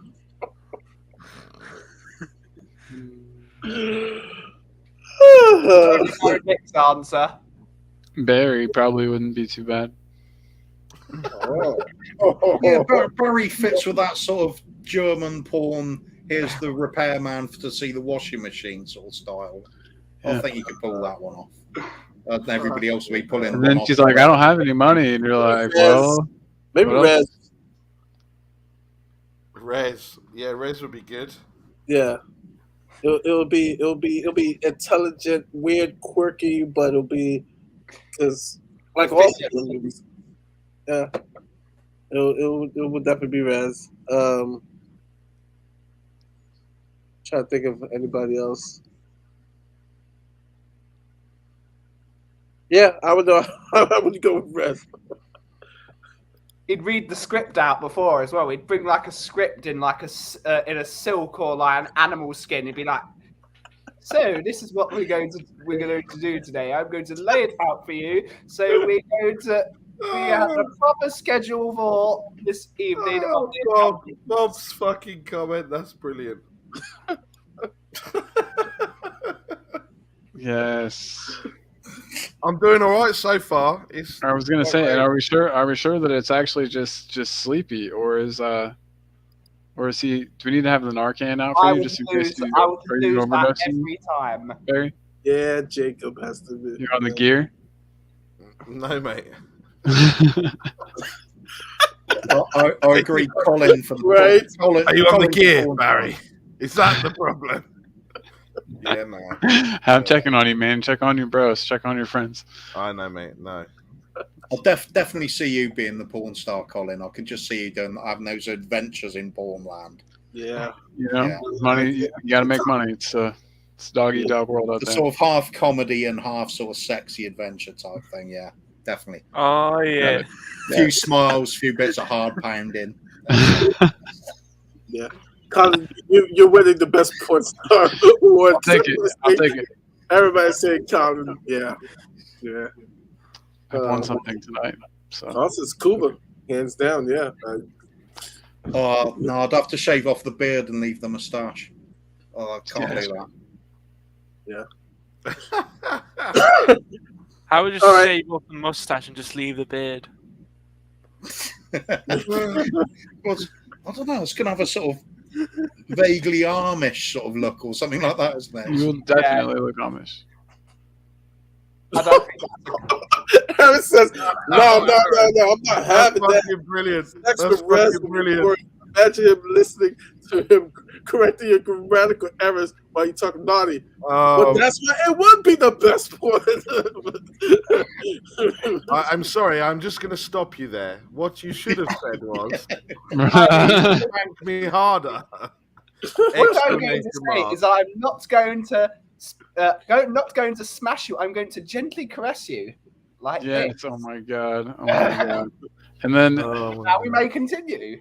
Yeah, that's brilliant. he would go into history of Nick, certain sexual positions, and he'd be like, "Well, this one was actually, I'll have this position originated in, 1914."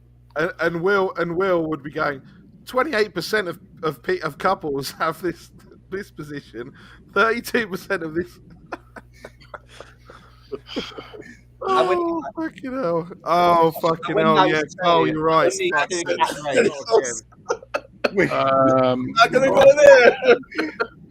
I'm not going to go there. Worst accent. I win that. This is cool. Barry, I you also just win. That's you. Fuck's sake. All right, I have the Bob Spurs score 4-1 over Brighton on Saturday. Is it Saturday? Yes, Saturday.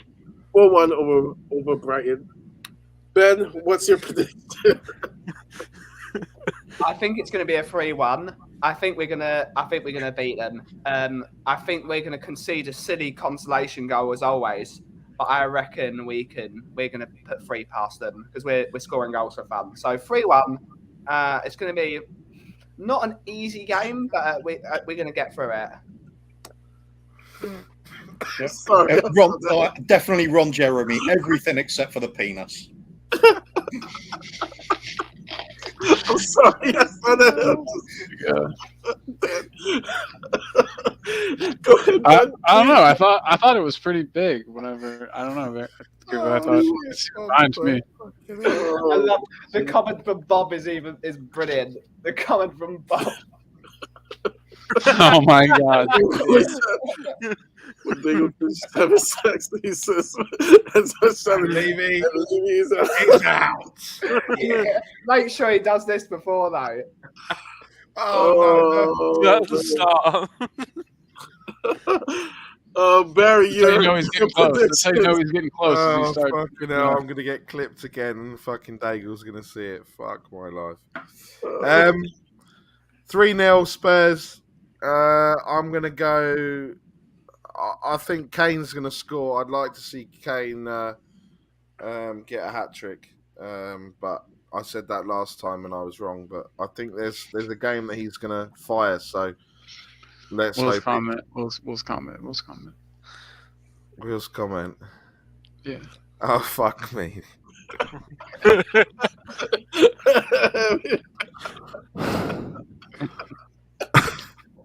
Cody as well. Fucking hell. Oh my god! In, out, shake it all about. Fucking No, isn't it in, out, in, out, in? I'm sorry, Mari. I'm sorry. This is kind of gone a bit outside, mate. I'm sorry. Oh man, I think I need help. I need water. I need water. Quick. Don't. I was going to say swallow, Mari, but. Oh my god! Oh, shit. Oh man, that was. I'm crying. I'm crying. Oh man, Barry, what score is that? 3-0. 3-0. Move on. Quick, let's finish this. Snake, your prediction. Your prediction. I can't even speak right. 7-0. 7-0. We'll smash. Yeah, Sonny's gonna overtake Salah tomorrow for a golden boot. Scoring 5.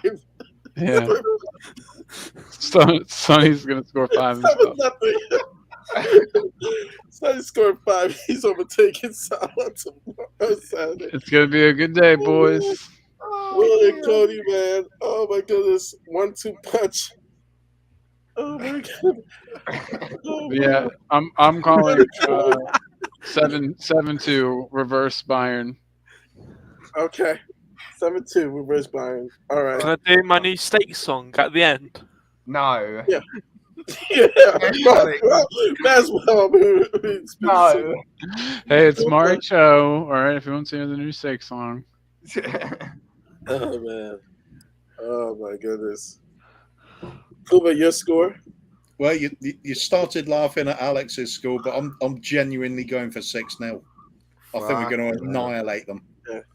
I think we're just on this unstoppable roll now.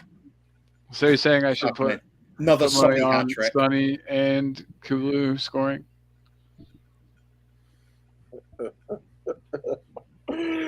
Oh my goodness. You guys are awesome, man. I fucking love this show. I fucking love this show. There is comment. Oh god. Oh my god. What are you trying to do to me?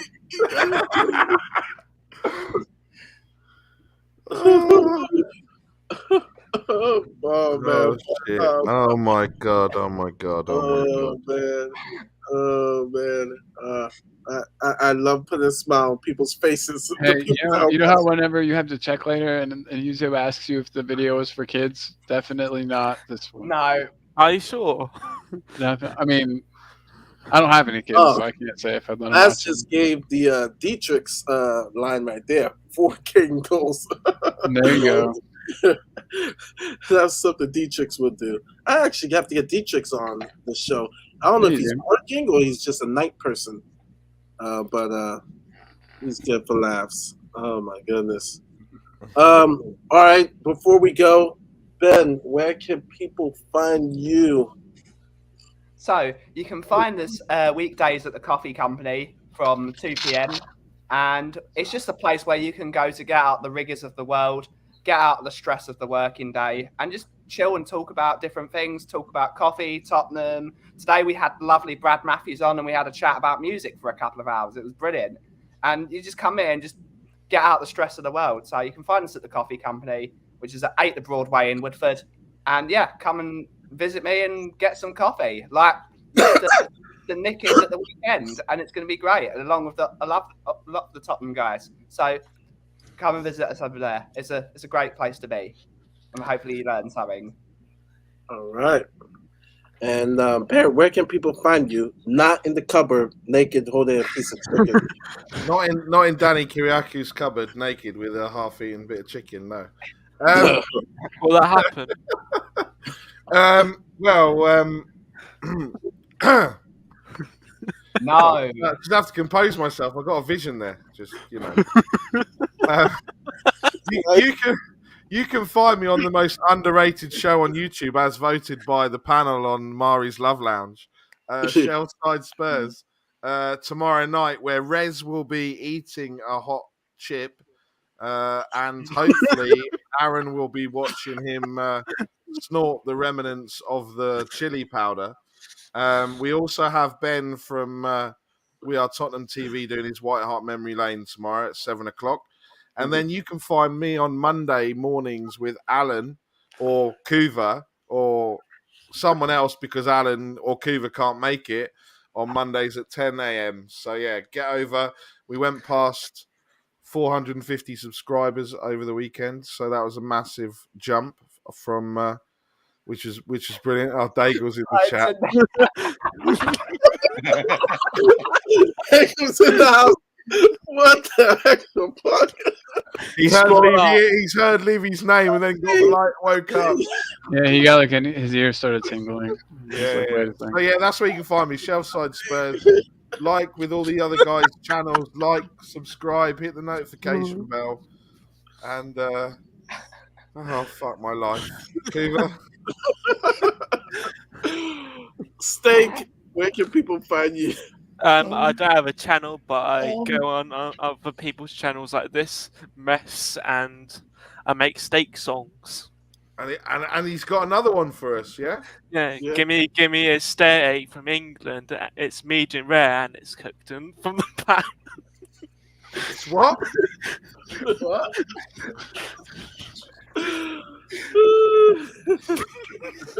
That was beautiful. Oh man. It's not quite Owl's Life, is it? No, but it's close. It's pretty close. It's catchy. I don't think idiots like me are going to learn it. Unfortunately, Alex, I'd take it back to more. Oh man, yeah. He's gonna be like, oh my goodness. Where can people find you, Colin, Mr. AKA Post Malone? Yeah, Post Malone apparently is that's me. You can find me on my channel, Talking Ball, where we talk balls. It's like Channel 4, if you guys know what that is. And we got the show. We got a show every Monday night, and we got a show every Thursday night, 10 p.m. UK time. Yeah, watch it. It's great. It's fun. It's edgy. It's fresh. And apparently the host is most likely out of all of the hosts to be a porn star. So you want to check him out. There's two things you've learned tonight, Colin. One, you look like Post Malone, and two, you're a porn star. So there's a career there for that. Post Malone gets into a sticky situation tonight.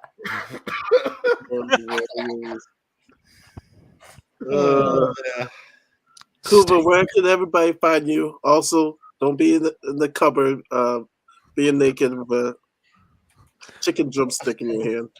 I'm just grabbing my Levy and going wherever the chicken drumsticks are found. I'm sort of floating around many channels at the moment, but I'm just gonna say big up to Colin Talkable, and to Ben's coffee channel that's really taken off. And to get over 100 subscribers specifically on a coffee channel advertised in the Spurs community is actually quite an achievement, I think. That's everyone to sleep. Yeah, we'll keep heading over there. But I think the big up right at the moment has got to be for tomorrow night. Everybody's got to head over to Shelfside Spurs and watch Rez eat the extra hot chip, and make sure everybody in comments has to absolutely make sure that he tips every bit of powder back into his mouth as well. Yeah, don't let him go off lightly. We want pure suffering and misery. That's what this Spurs community is all about. Watching Reds go through agony for laughs.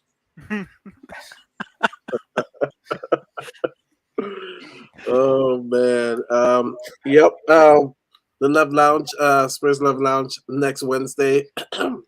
should be another happy show if we beat Brighton. I think that same day they play Chelsea Arsenal. So if Arsenal gets battered, it's going to be nuts here next Wednesday. Oh, you better believe it. So yeah. I gotta read this last comments before I check out. Come on, lads. We've all hid in the cupboard with half eaten chicken leg, rubbing our belly buttons. Yeah, you're right. We've all had that moment. The bad part about it is that we're gonna cry laughing. Bob has killed it for right now. Every time he says leave me out, we'll be shouting back splurge. This is probably true. It is probably true. Oh man. Rez is fucking It wasn't Rez named the porn star about everybody on the content creator. Yeah. No, Colin was. That was that was Colin. It was Colin. And of course Kuva is Ron Jeremy. Okay. Only because he's fat and he likes chicken. Yeah. Can I be Lexington Steele? You guys know who Lex Steele is? He's supposed to have that 15-inch cock. Black guy. Lex Steele. I don't know where I'm going with this. The reach out with Tommy Toucher will make it happen. Oh man. Maybe I would never have the same effect again. That is true. Wow, what a legend now. BD will don't let that down. Wow. Man. On that note, leave me in, leave me out. On that note, I'm gonna escape. Guys, leave you out protests. Check out the shows. You guys know the shows on tomorrow, Thursday, Friday night, Saturday. Never realised Levy was so sensitive. Oh man. Oh yeah. I'm done. Love you guys. We're done. Gets angry quickly. All right. We are out.